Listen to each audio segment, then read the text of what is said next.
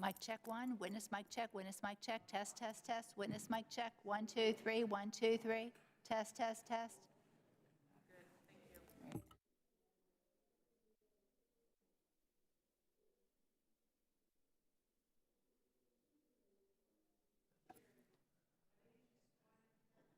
Yes.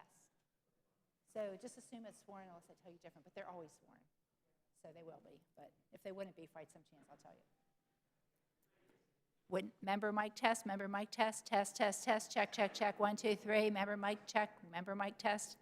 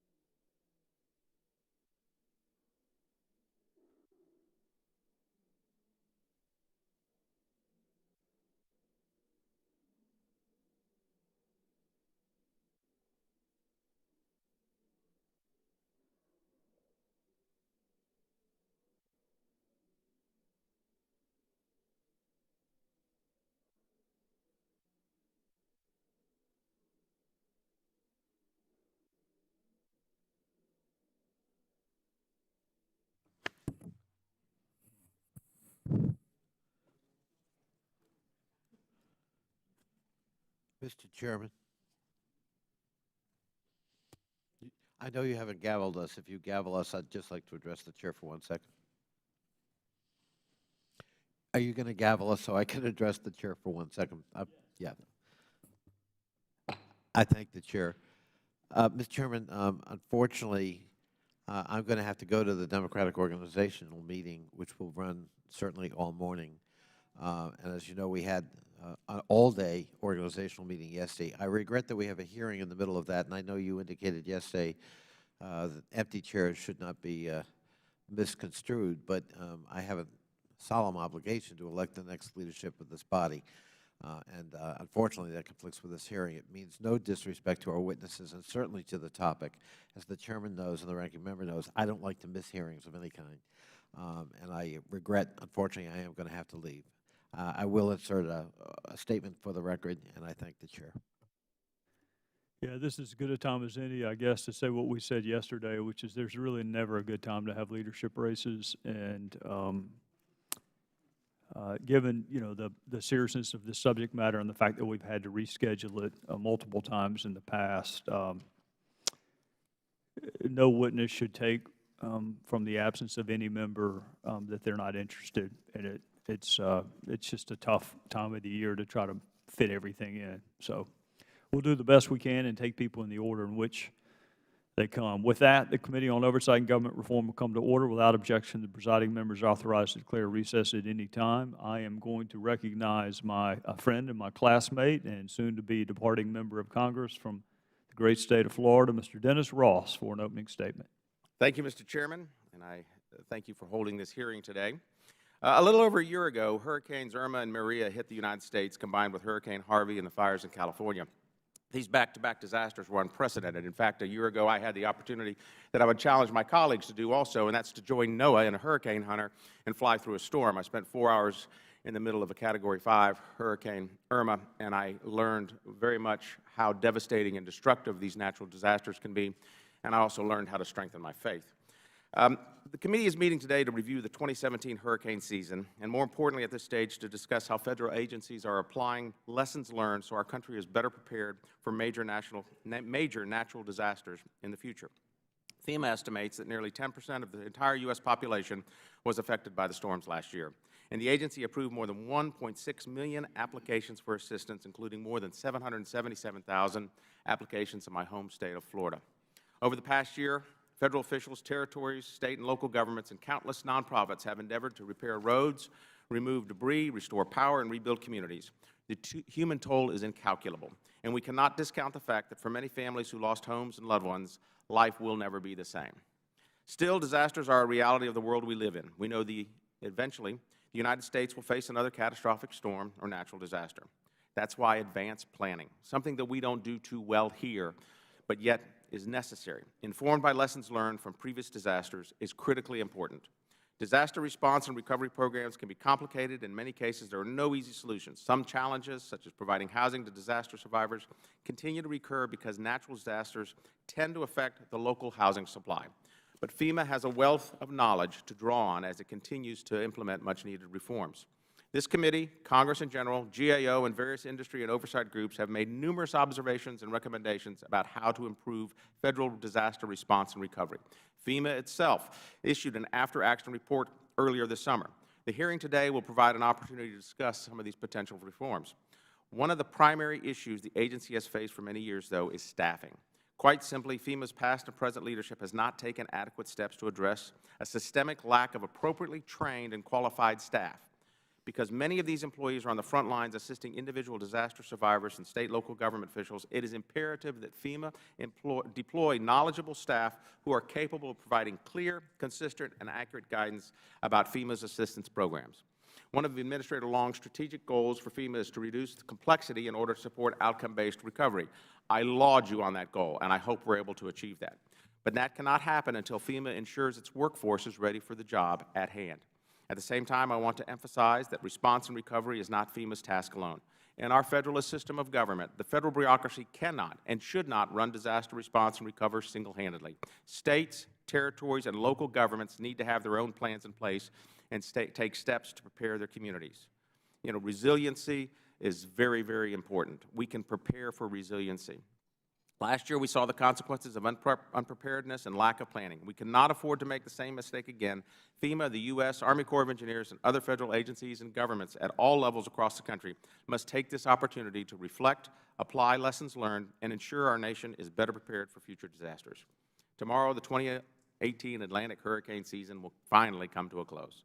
In light of the storms that affected the United States this year, this hearing is particularly timely because Congress needs to hear from FEMA and the Corps about how their efforts this year were informed by lessons learned from last year.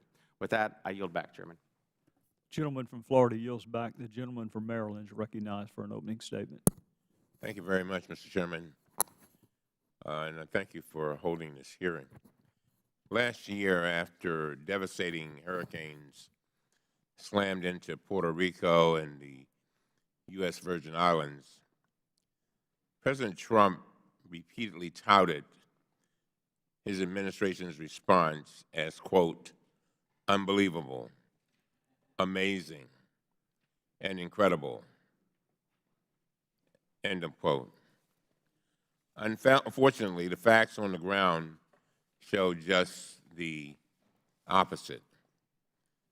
The Trump administration completely botched a massive $156 million contract to deliver 30 million emergency meals in the aftermath of the storm.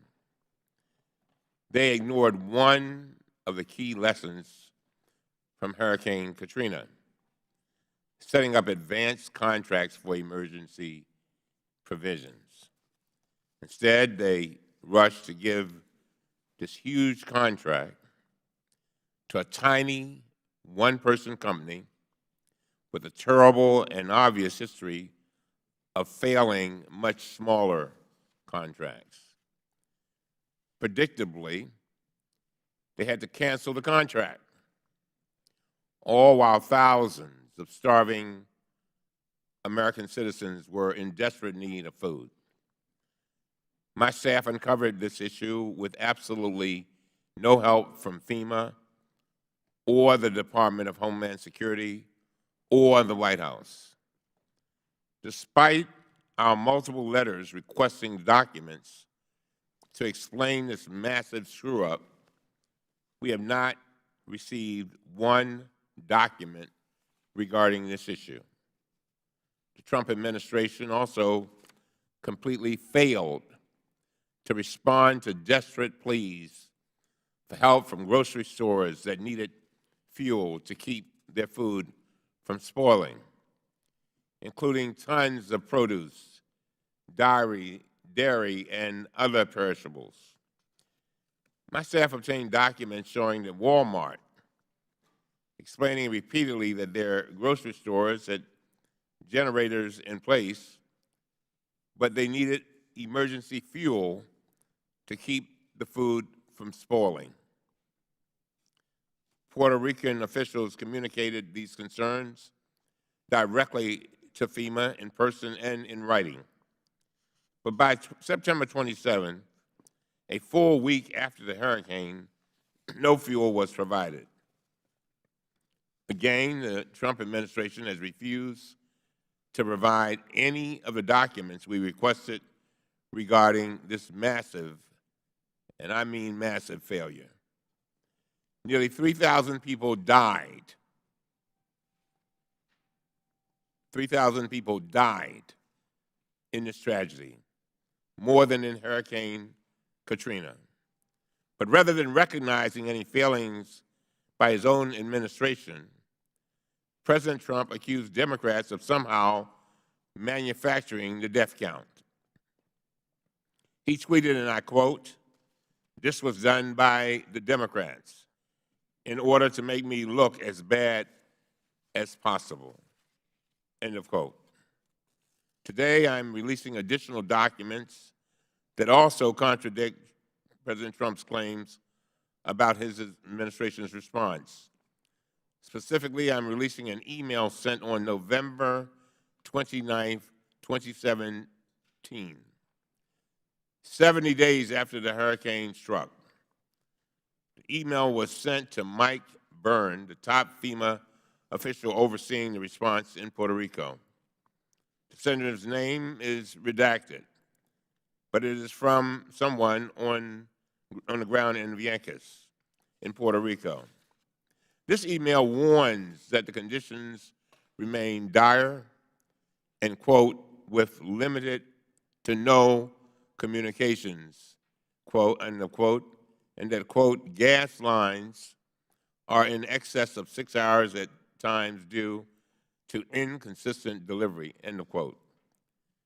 The email concludes this, and I quote, Mr. Byrne, we need help.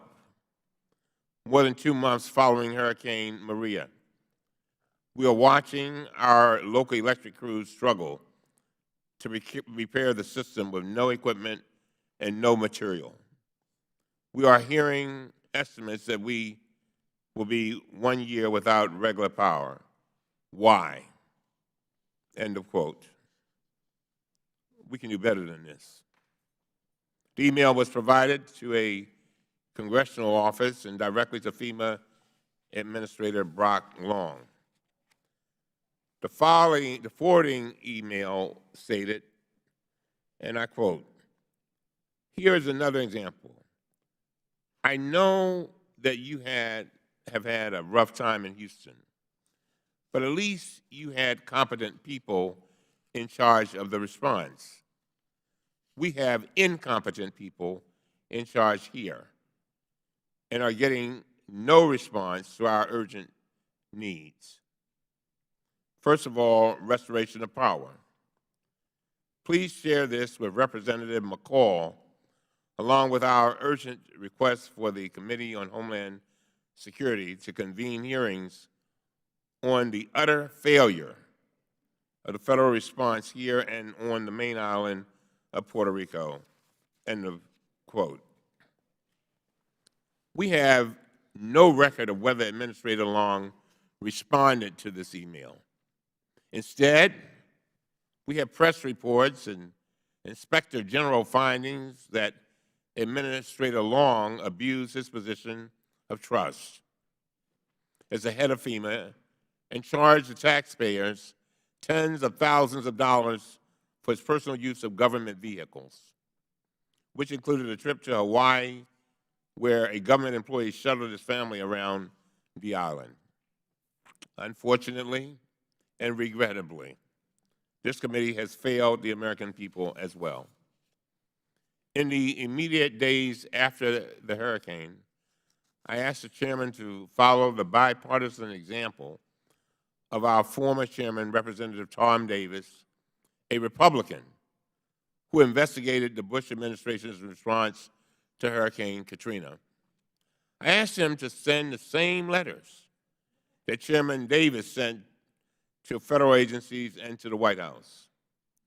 Chairman Davis obtained more than 22,000 pages of documents from the Bush White House. And he also obtained a briefing from the top White House official in charge of the response. In contrast, Chairman Gowdy would not even send a letter to the White House. He would not ask for a single document. And we have not received a single document. This committee walled off the White House from scrutiny at the same time that President Trump was claiming that up is down and down is up. I greatly respect the chairman as a person, as an attorney, and as a friend. But this is not transparency. This is not accountability. And this is certainly not oversight. So with that, let me take care of a few housekeeping matters and ask unanimous consent on several motions. First, I ask unanimous consent to enter into the record all of our letters regarding the botched $166 million contract to deliver 30 million meals to people of Puerto Rico. Without objection. Thank you, Mr. Chairman. I also ask unanimous consent to enter into the record all of our letters regarding the Trump administration's failure to respond to urgent pleas from grocery stores, to obtain fuel to run generators to prevent food spoilage. Without objection. Thank you. In addition, I ask unanimous consent that the new emails I'm releasing today that were sent to Administrator Long be entered into the hearing record. Without objection. Next, I ask unanimous consent to enter into the record this excellent report that our staff compiled based on our own independent investigation of the Trump administration failures. Without objection. Finally, I want to make clear that the Democrats asked for this hearing back on September 29th, 2017, more than a year ago. I ask unanimous consent that the letter from me and Ranking Member Plaskett be entered into the record. Without objection. Unfortunately, despite our requests, the committee held no hearings on the hurricanes in the past 14 months. Instead, this hearing was scheduled for today, which is the same day that we, as Democrats, have to be up and down in the Longworth building, organizing our entire caucus and voting on leadership positions and establishing our rules for the next Congress. Our Republican colleagues have promised to accommodate us, and I appreciate it. But they would not move the hearing to a different day, and they would not even move up the start time by 30 minutes so we could ask Administrator Long our questions. So here's what I will do. I will take the questions we wanted to ask and submit them as official questions for the record. Administrator Long, I want answers to every one of these questions before the end of the year.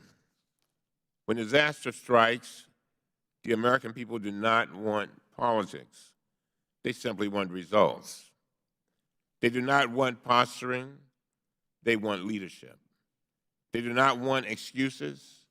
They want a nonpartisan, effective, and efficient response that saves lives. I guarantee you, Administrator Long, this hearing will not be your last before this committee. We want full compliance with every one of our previous requests. So, Mr. Chairman, I thank you, and I ask unanimous consent that Congressman Samblin, Gutierrez, and Velasquez be a part of this hearing. Without objection. We're pleased to welcome the gentleman yields back, pleased to welcome our witnesses, the Honorable William B. Brock Long, Administrator for the Federal Emergency Management Agency, Major General Scott Spellman, Deputy Commanding General for Civil and Emergency Operations for the U.S. Army Corps of Engineers, and Dr. Lynn Goldman, the Michael and Lori Milken Dean at the Milken Institute, School of Public Health, George Washington University. Welcome to each of you. Pursuant to committee rules, all witnesses must be sworn, so I would ask you to please stand and raise your right hand.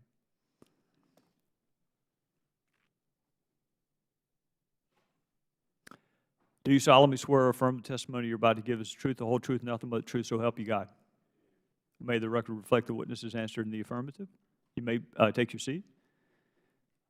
There's a lighting system that I'm sure you're familiar with to guide you. You have 5 minutes for your opening statement. Just understand that your entire opening statement is part of the record, and the members will read it. So to the extent you're able to do so, please limit your opening statement to 5 minutes. With that, Administrator Long. Chairman Gowdy, Ranking Member Cummings, distinguished members of the committee, I'm here in the spirit of improvement. I'm here to discuss the way forward that FEMA is moving, as well as not just FEMA, but also the entire field of emergency management. I think it's important for me to tell you what a successful response and recovery looks like, because it involves a partnership. It involves the whole community. It's a lot more than just FEMA. If anybody's expecting that it's just FEMA who comes in and does the response and the recovery, they're mistaken. Emergency management is like a chair that's supported with 4 legs. One leg is the federal government. The second leg is the state and local governments. The third leg is the private sector and non-governmental organizations. And the fourth leg is a prepared citizenry that's properly insured, and it involves neighbor helping neighbor. When all 4 legs of those to that chair are present, then disaster response and recovery goes pretty well.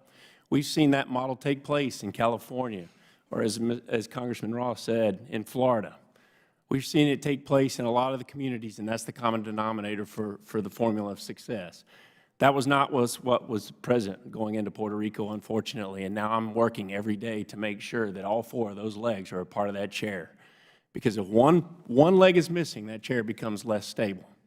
And we've got to do everything that we can to bolster state and local capability, private sector capability, and incorporate them into meaningful fashion into our plans, and that's what I'm doing. I'd also like to talk about the magnitude of the recent disasters and what my staff has been diligently working on and pushing forward. They're tremendous individuals, and they bust their rear ends for Americans every single day, and I'm proud of them. And let's talk about the magnitude of this. We have 514 open disasters across half this globe, from the Mariana Islands all the way to the Virgin Islands. We've seen 6 major landfall and hurricanes, 5 of the most historic wildfires in the last 15 months. That's on top of 75 declared total disasters last year, 68 this year, and we've also provided support to 113 wildfires. My staff has been busting their rear ends to help others. The average deployment of my staff is 136 days as they go out to take care of people and try to put people's lives back together. And I think that should be recognized. I really do. This agency is doing everything that it can to push forward to help people before, during, and after disasters, but it goes back to what is a partnership in the whole community. The lessons learned: we need to do a lot of work with the private sector to understand survivable communications. We need to do everything we can to bolster state and local capability, but it's state legislators stepping up and funding their agencies properly and establishing rainy day funds. It's state and local governments that need to establish pre-event contracts to do commodities. We were able to mobilize over $2 billion worth of commodities to Puerto Rico specifically as a result of Hurricane Maria. The issue was not getting food, water, and resources to Puerto Rico. The issue was one of not being able to communicate where those should go. That's the problem we got to fix. Our after-action report is an open and honest assessment of the mistakes that were made and what we need to overcome, and I would ask people to take that into consideration. What are we doing? We've put together a whole community plan, a strategic plan that involves the whole community. We got 2,300 comments back from our constituents, and we arrived at 3 simple but very ambitious goals. Create a true culture of preparedness that does not exist in this country. People are underinsured. People can't put their hands on $500 to buy the insurance, which makes FEMA's role greater and increasing exponentially. We have put forward more individual assistance in the last 16 months than the agency has done in the 10 years previous combined. We actually have responded and put more assistance forward in the last 16 months than the agency did in the last 38 years combined. 38 years have been packed into the last 16 months, and my agency never gets enough credit for it. And I'm asking for your help, because laws need to change on the way we do disaster recovery housing. We need to have oversight and accountability not only of FEMA, but also of what's going on at the state and local level. There's 9 states that don't have a rainy day fund in this country. What are we doing about it to make sure that they have their own baseline capability to handle disasters? If you're expecting FEMA to be the only responder and the first responder for all these events, well, then you're going to have to quadruple my budget and increase my staffing patterns tremendously. But I don't think that's the way forward. I don't think that a bigger FEMA is the answer here. So I'm here today, humbly, to talk about the way forward. Place blame on me all you want. That's fine. I can take it. But that's not going to be the answer to solving the problems of the future. And what I'm asking for is a diplomatic opportunity to do so. And I need your support to do it. And I'm happy to provide all the information you need or all the ideas to do this right. Thank you. Major General Spellman. Thank you, and good morning. Chairman Gowdy, Ranking Member Cummings, and distinguished members of the committee. I'm honored to testify before you today to discuss the authorities and responsibilities of the U.S. Army Corps of Engineers during disaster response and recovery operations, our lessons learned from the 2017 storm season, and actions we have taken to improve our performance during this last 2018 season.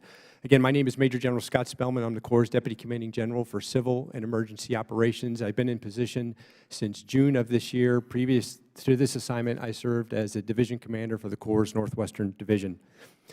The Corps conducts its emergency response and recovery activities under 2 basic authorities, the Stafford Act and Public Law 8499.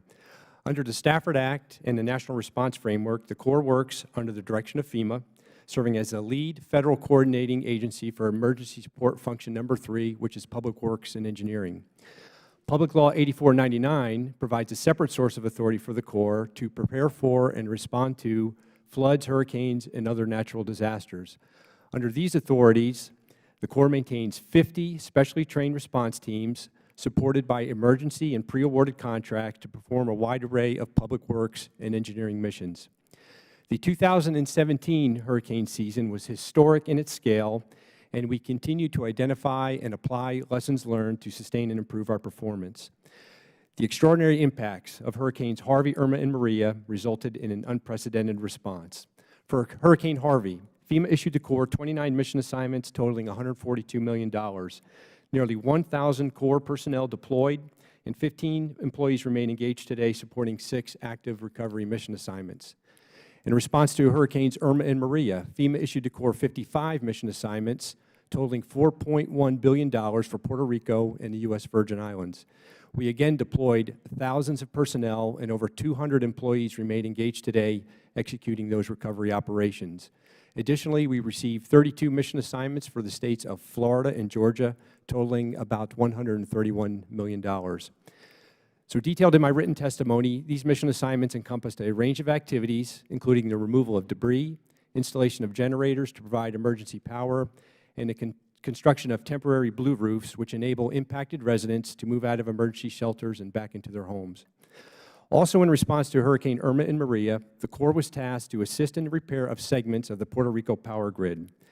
A collaboration of responders, including the Corps, other federal agencies, the utility industry, and the Puerto Rico Electric Power Authority, have now restored power to all pre-storm customers, either through grid power or other long-term solutions.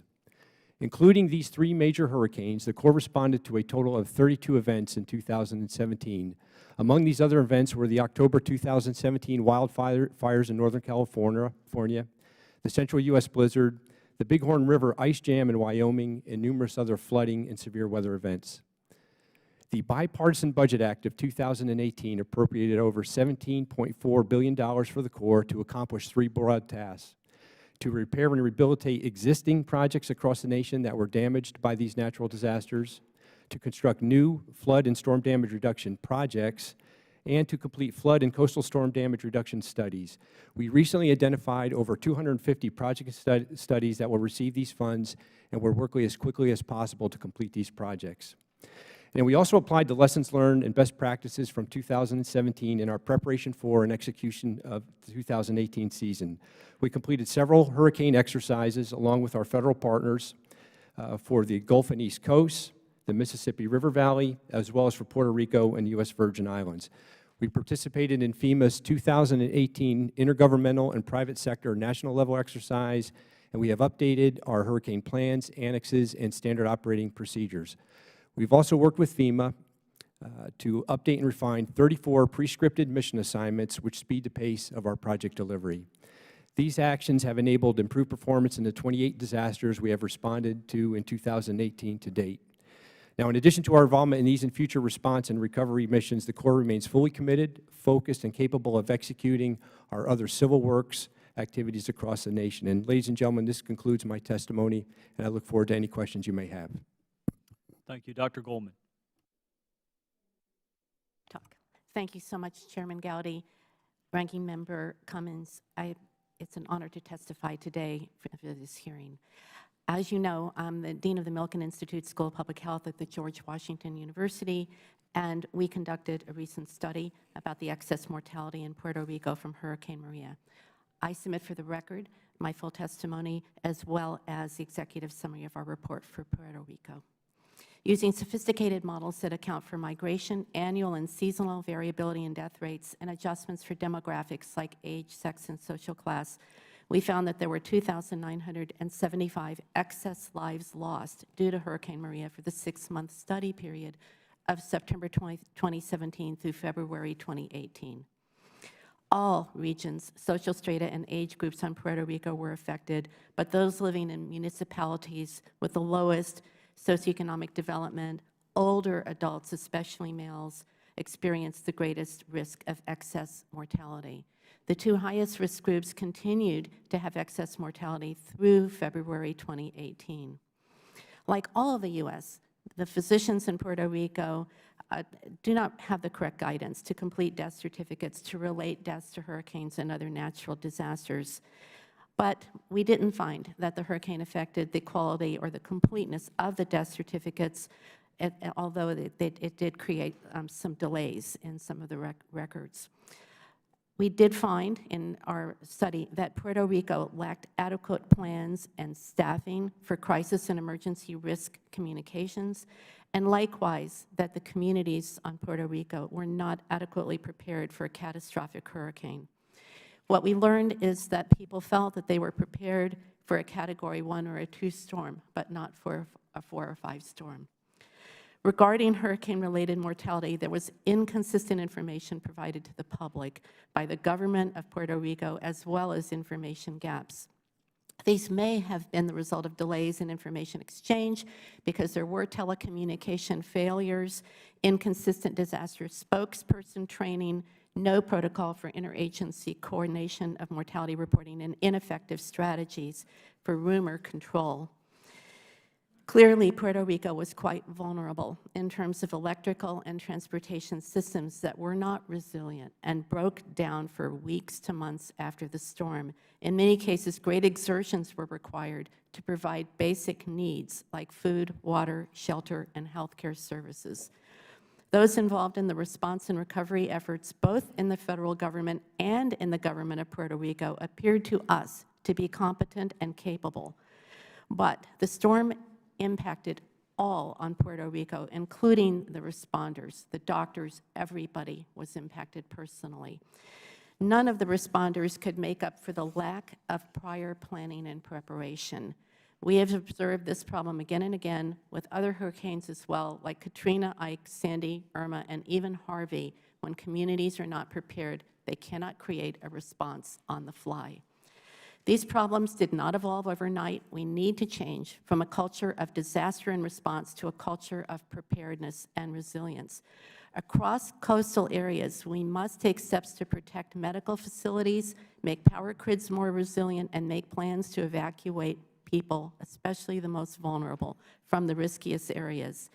Individuals and communities need help to become more resilient and self-reliant for longer periods of time. They need to be prepared to do immediate rescue, a la the so-called Cajun Navy in Houston. We also can harness the capacity of the private sector and community organizations to provide assistance even before outsiders can arrive. Outside help from FEMA, but also the Public Health Service and the military is needed to restore the basic functions of society after a major storm like Maria.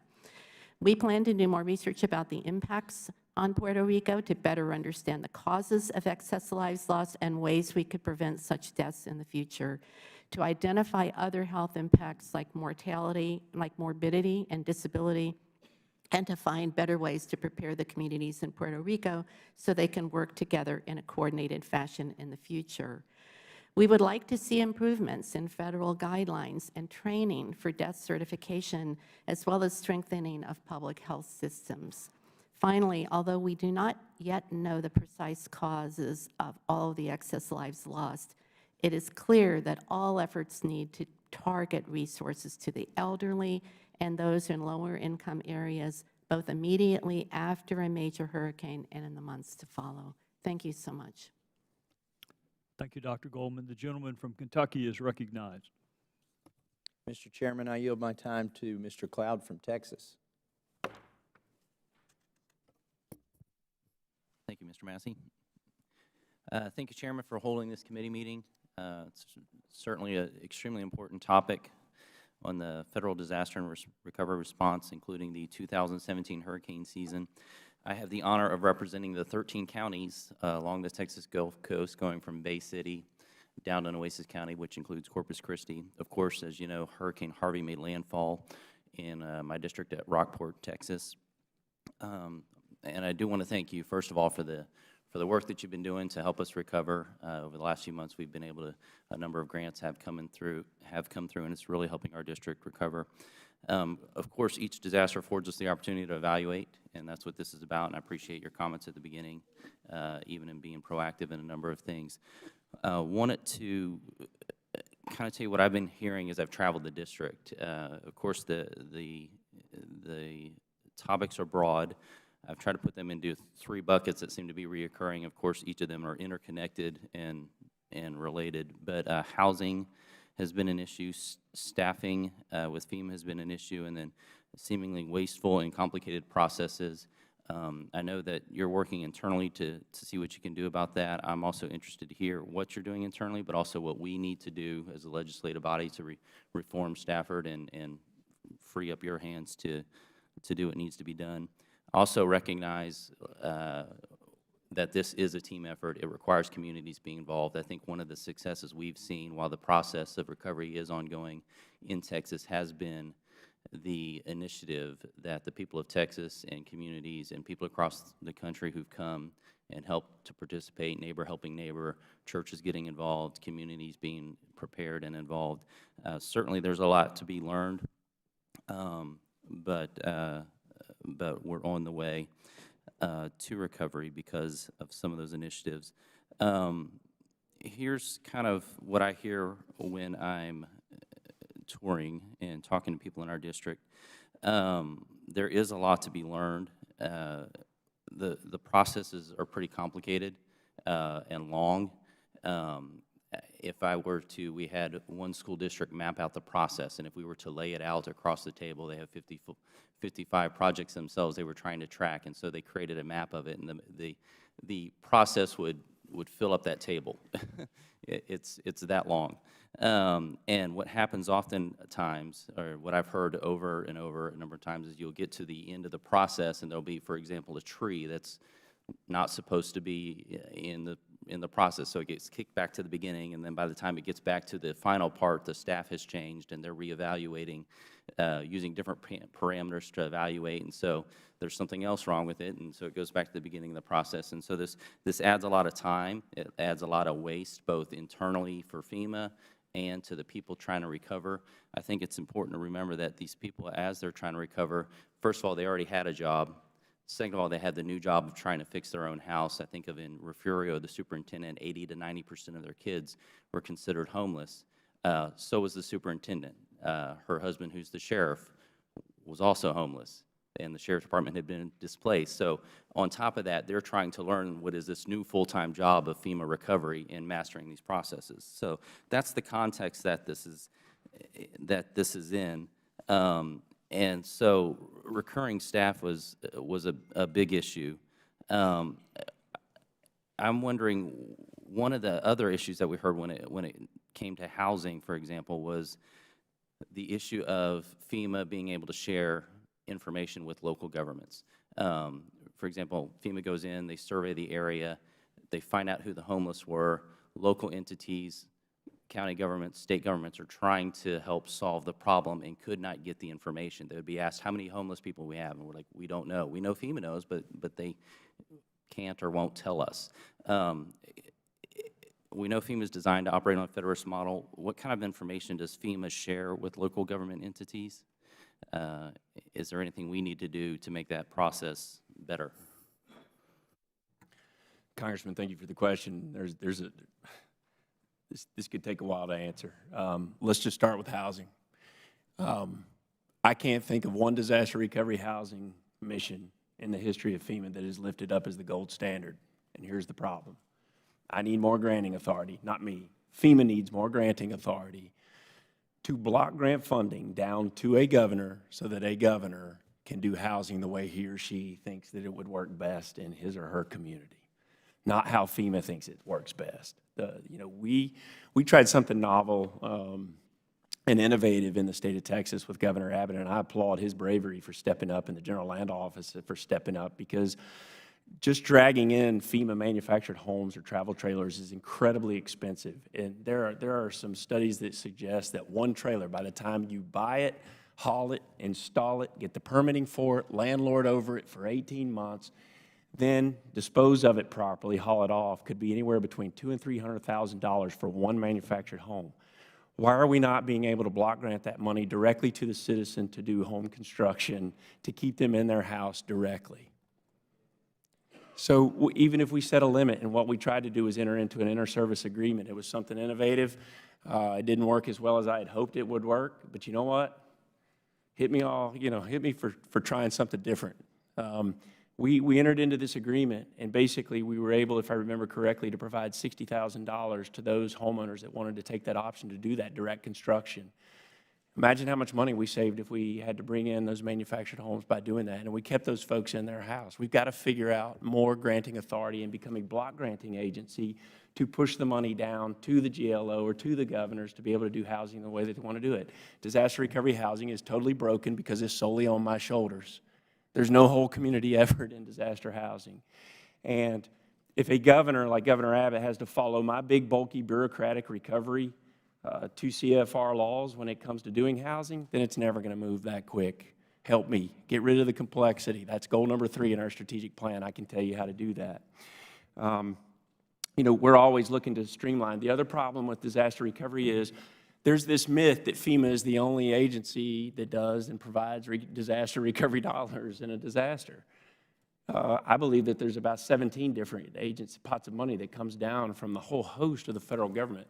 And what we've never done is trained mayors, procurement officers, financial officers at the local level, or emergency managers on true disaster cost recovery.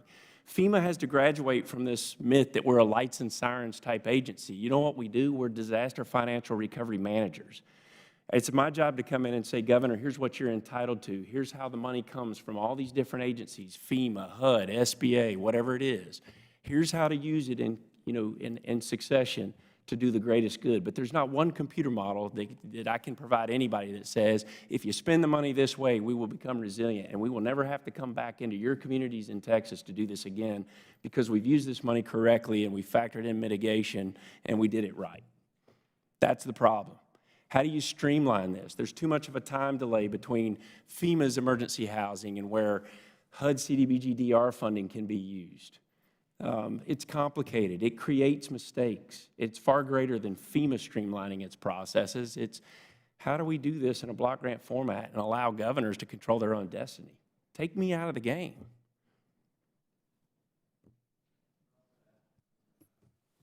Gentleman yields back. The gentleman from Maryland is recognized. Thank you very much, Mr. Chairman. Administrator Long, I've listened to you very carefully. And first of all, I want to clear up some things here. There is no one on this committee that does not fully appreciate what FEMA has done. And we realize that FEMA has a tremendous burden on its hands, particularly with, I know some people don't believe in science, but with climate change and what we're seeing in this world and our nation. But it's not so much, I heard what you said, but a lot of this is about we take the dollars that we have, and then we use them effectively and efficiently. One of the things that we're committed here is dealing with waste, fraud, and abuse.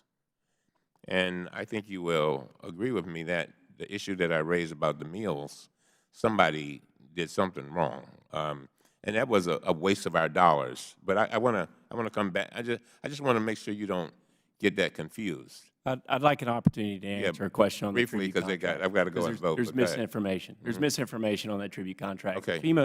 FEMA paid for $50,000 worth of meals from that vendor. And the bottom line is we put forward $225,000. That $156 million limit was a cap. We never wasted $156 million. As a matter of fact, we spent $225,000, if I remember correctly, for 50,000 meals. We canceled the contract because we put redundancy in all of our contracts. There's more than just one food vendor. We have multitude of pre-event contracts that we've expanded, and so there's a lot of misinformation in the alleged accusations like that. I have some questions on that I'll send to you, but I want to ask you about some things that really concern me. George Washington University released an independent study this summer that put the death count in Puerto Rico from Hurricane Maria at 2,975 American deaths. just as devastating and raises many questions. Dr. Goldman, I'm coming right back to you, sir. But Dr. Goldman, can you explain how your researchers reached their conclusion briefly? Well, briefly, it was a statistical effort that involved looking at the patterns of death over the 10 years prior to the storm within that season of the year, adjusting for age and sex and the very sharp demographic changes that have been occurring on the island, to say in sum total that there were 2,975 more than would have been expected in a year that did not have the hurricane. A couple of months ago, our committee obtained alarming documents from the Department of Defense regarding the uncovering, and listen to this, the uncovering of mass graves in the immediate days after Hurricane Maria on September 29, 2017. One of these emails state, and I quote, "We are finding mass graves in mudslide areas," end of quote.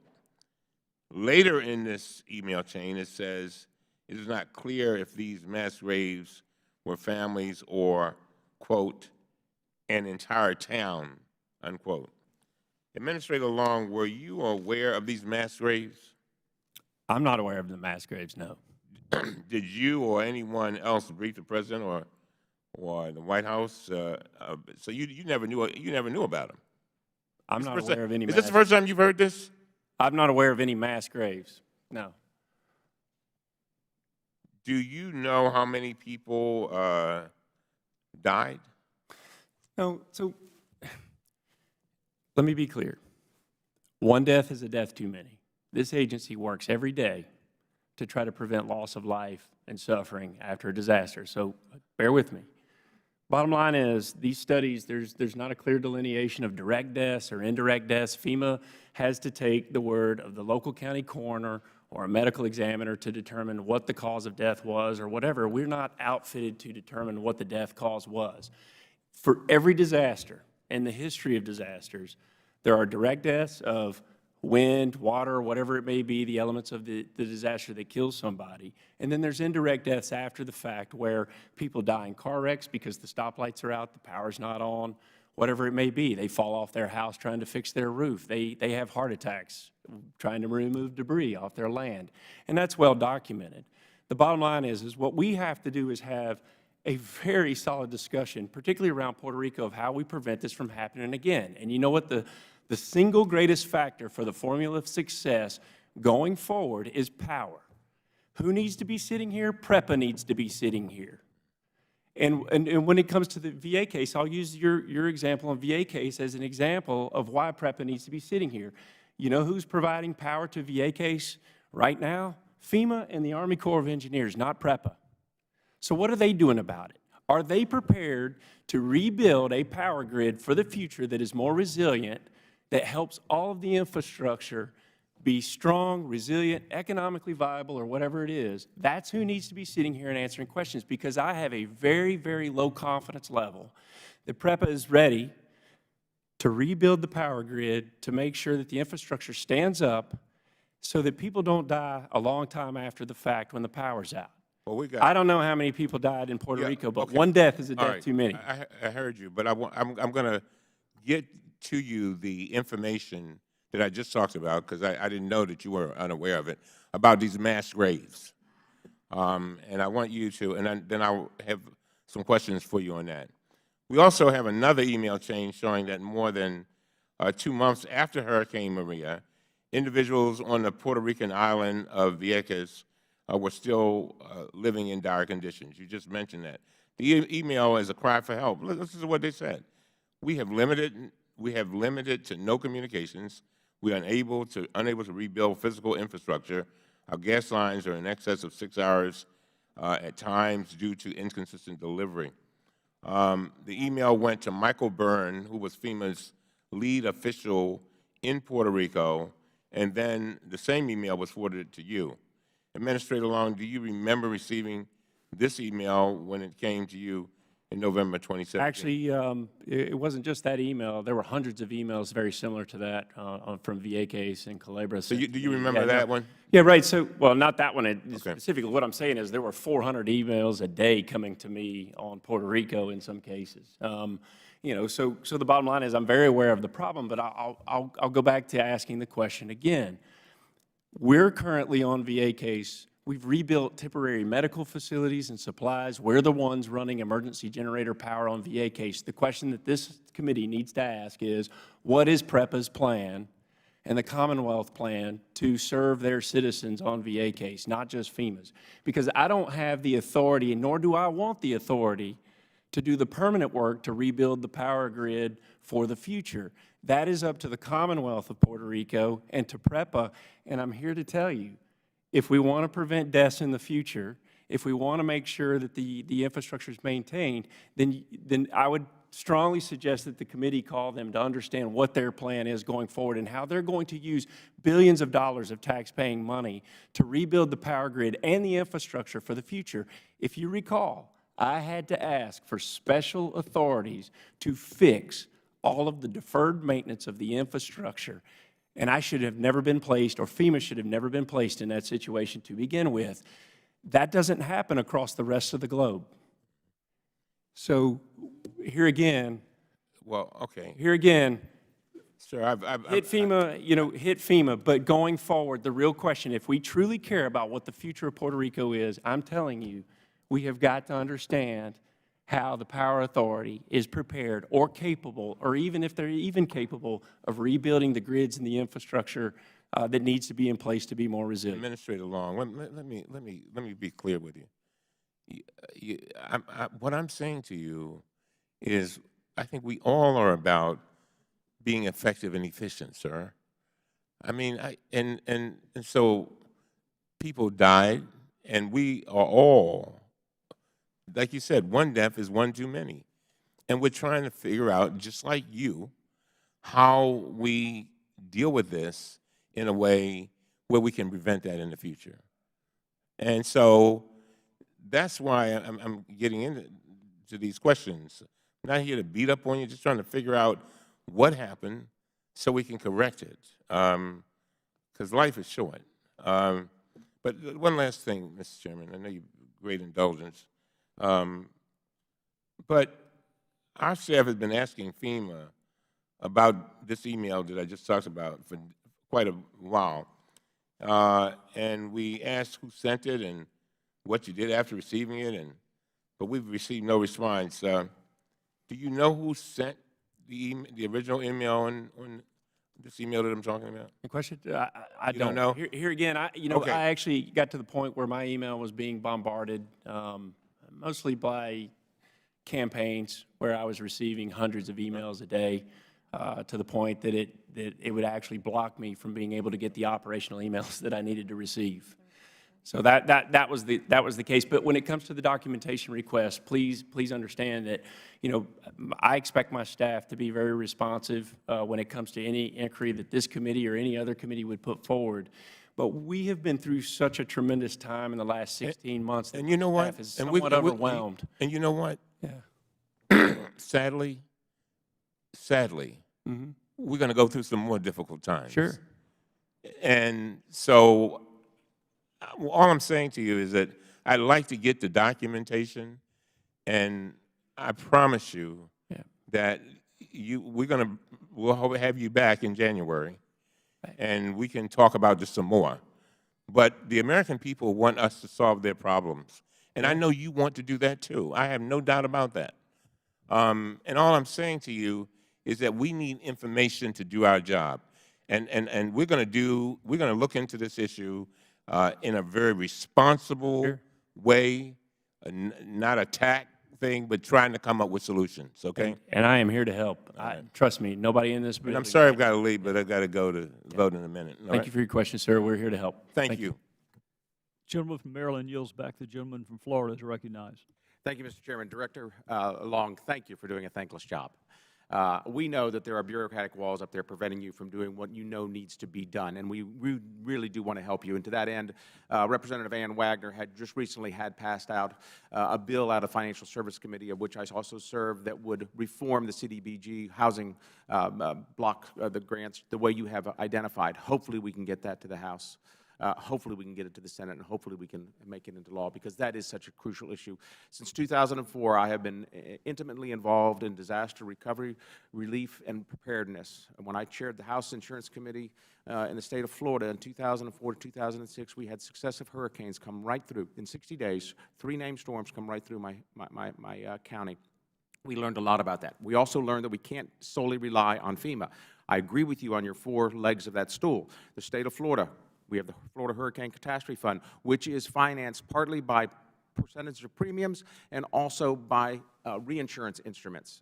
There is a taxpayer backstop to it, but it's very far back there. But it also provides liquidity in order to provide funds, in order to rebuild, in order to pay the claims necessary. We also saw the private sector, for example, public supermarkets, created warehousing in various regions in anticipation of storms where they had stored relief items, water, food, generators, things of that nature, so that we could then logistically distribute them in a very quick and fashionable way to get people back in. We saw Louisiana, as a result of Katrina, lose a congressional seat because of the devastating storms, and you weren't prepared. We were not prepared to have them stay there. They lost more than their homes. They lost their lifestyle as well as their jobs. What I'm getting at is that you hit upon things where we as a Congress should face reality that every year we're going to have natural disasters occur, and yet we don't put it as a line item in our budgets. We don't appropriate, and we have to go through a process where it took 6 months for Hurricane Irma relief to hit my state of Florida, which was way too late. And when in addition to that, we had things attached to that relief that probably were not even anywhere related to the hurricane. We should have the foresight to have a line item budget, and we should also be able to cede some of that risk. And one of the things I want to ask you about is risk transfer agreements. I have a bill out there called the Disaster Assistance Risk Transfer Act, DART Act. It would allow FEMA, which you've done recently, to cede some of that liability to the private markets. Now, the reinsurance markets right now have adequate capacity and can do that, so that not only are you not having to come to us for disaster relief, but you can immediately respond with liquidity and dollars in order to meet the needs. I'd love for you to comment on our ability to be able to expand your capability to get that capacity. Absolutely. I think reinsurance is the key to fixing a lot of problems, particularly the NFIP, as well as maybe the Disaster Relief Fund. I mean, we're not in the business of being in insurance. We're not in the business of building cars. We are in the business of administering good lives and in the parameters of good business. We should allow those who do it best, such as the insurance markets, to provide that relief so that you have what's necessary to do your job. So can I also add, you know, one of the most expensive expenditures out of FEMA, the most expensive expenditure, and this is crazy to me, it's actually a moral hazard in my opinion. We pay to fix uninsured public facilities and contents for cities who are self-insured. Yeah. That's our most expensive expenditure. That is taxpaying dollars rebuilding schools, incentivizing the rebuilding and of government schools facilities. in high-risk areas. Yep, and the private insurance industry, I would argue, would be willing to pick that up, and it would alleviate the amount of money that we have to put out and the amount of work that we have to put out in recovery. I think we saved taxpayers also, by the way, during Harvey, about $1 billion in reinsurance on the National Flood Insurance Program. I agree, and I thank you for that, because risk management is something they do well. They manage that capital well to the benefit of the insured, the consumers. Right. One other thing I'd like to touch base on is we saw, as a result of Hurricane Andrew in the early 90s and then our successive storms thereafter, that we have the science to build resilient structures. That our housing stock that was lost was not built under the new building codes that the state of Florida imposed. As a result of those building codes, we have some of the strongest structures available. We also created, unfortunately we didn't fund it long enough, but a mitigation program, because we realized that for every $1 spent in mitigation, in hardening those structures, we save $4 in relief. What could you comment on how we can best, and I can't count on the Federal Government to do this resiliency investment. We need our states. We need our local governments. Yep. So first of all, I think the key to resiliency, regardless of what causes disasters, whether it's a changing climate or, you know, whatever it may be, The key to disaster, reducing disaster impacts, is local building codes, land use planning, zoning, and then comprehensive mitigation strategies. Now, what I'm very thankful for is the passage of the Disaster Recovery Reform Act. For those that that sponsor, pushed that bill forward and voted for it, it is transformational. What it does is it propels pre-disaster mitigation funding to the forefront, because I have been complaining since day one that disaster mitigation is a regressive process traditionally. But now what you've done with the passage of that bill is it basically says that 6% of all the disaster dollars that we spend in any given disaster year will be put up front in pre-disaster mitigation. But here's the thing. Here's what I have to fix in every disaster. We've come up with 7 critical lifelines. And when it comes to the infrastructure, we always have to make sure that power and fuel works, communications works, the hospitals work. So there's a whole multitude of things that have to work. So why are we not collectively doing what we can to mitigate those 7 critical lifelines so that we can get better and better and reduce the response in the future, rather than continuing this business practice that we cannot afford to continue doing? But if you want to save money to the taxpayer, I think that you have to form strong partnerships with the insurance industry and look at Category E public assistance, and why is FEMA having to pay for and fix uninsured public properties and contents. I think you will save billions of dollars over the next decade if you start to take a look at that. And what we have to do is we have to increase the cost share to make it more expensive to pay the cost share for fixing your uninsured public facility than it would be to get an insurance plan. Thank you. I see my time's expired. Even though I'm leaving Congress, I will tell you that I will continue to be an advocate for both the risk transfer agreements as well as strong investment in mitigation and resiliency. Thank you. Thank you, Congressman. Gentleman from Florida yields back. The gentlelady from the Virgin Islands is recognized. I'm just trying to pull myself together when I hear conversations like this. Because when you start off saying that a lot of this should be the states' right, the states or the territories, that you should increase insurance and, you're concerned about paying cost share for insurance, when this is the same body that underfunds the territories to begin with, that puts arbitrary caps on Medicaid, puts arbitrary caps, defunds us in terms of the amount of funding that we receive in transportation costs in other areas. And then when a disaster strikes and we're unable to meet those costs, it becomes a question of why aren't we being responsible about our stuff? It just freaking drives me crazy. And I'm just trying to pull myself together to ask the questions that I know I'm supposed to ask of you that are related to the issue that's at hand. When Congress is more concerned with imposing on the territories restrictions on cockfighting and roosters, but don't give a damn about the children or the seniors in those areas and their costs and their needs and their rights, that just incenses me that this body acts that way. Mr. Long,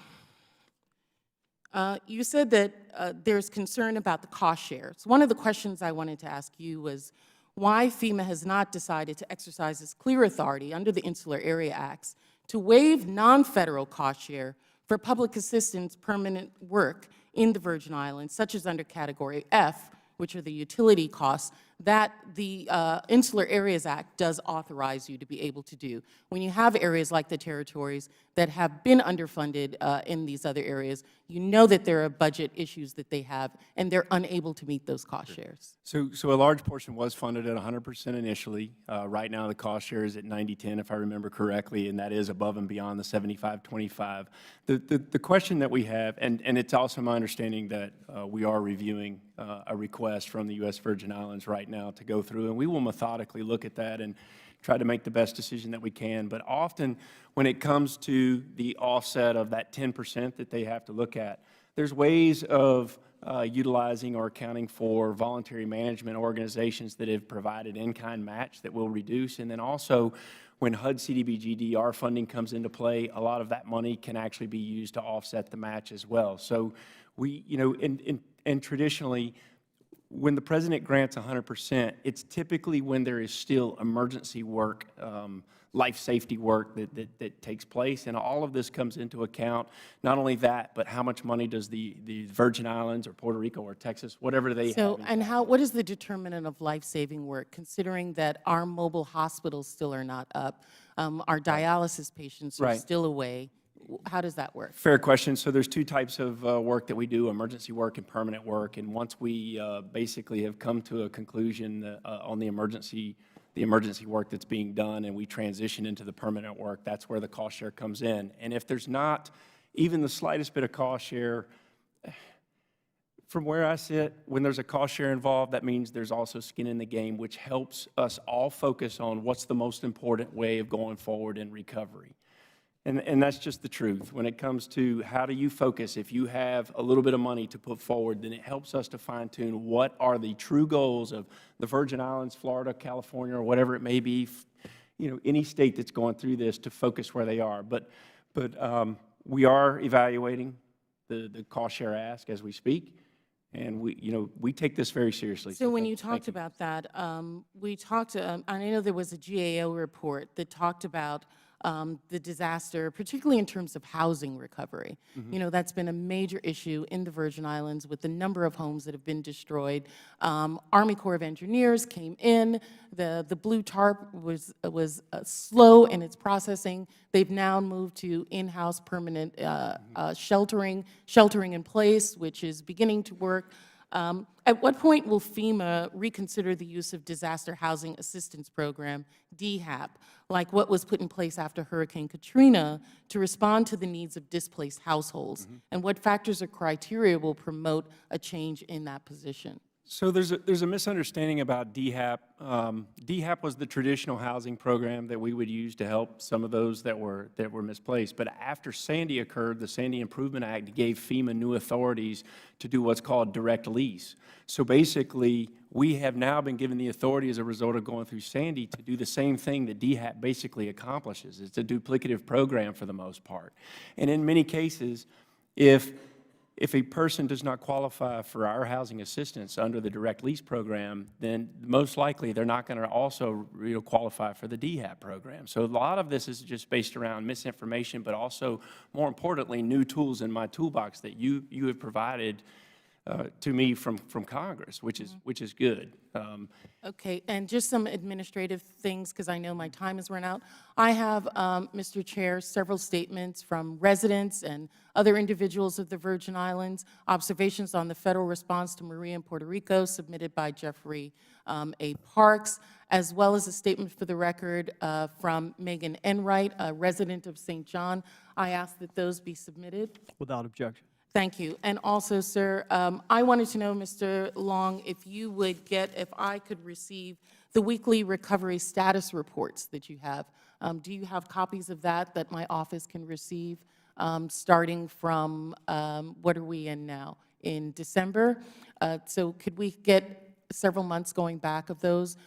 There's some clear questions as to what are the projects that are most important that our governor has outlined, that his work has outlined. And I do believe that you all have the best interest in mind. And, the shifting of blame between local government and federal government has got to end. People have got to man up, woman up, and take responsibility for their shortcomings. I know that the GAO, you were willing to listen to what they said in terms with regard to you. I'd like our own local government to do that and see where the people of the Virgin Islands to see where those gaps are. Sure, yes, ma'am. We'd be happy to provide Thank you. Reports. Thank you. Gentlelady yields back. Oh, I'm sorry, sir, with your indulgence. And may I also submit for the record, the local Senator Janelle Sorrow also gave a testimony at our congressional field hearing on her observations and issues that she saw between the local and federal government with regard to the recovery. Without objection. Thank you. Gentlelady yields back. The gentleman from Texas is recognized for his own time. Mr. Cloud. Thank you.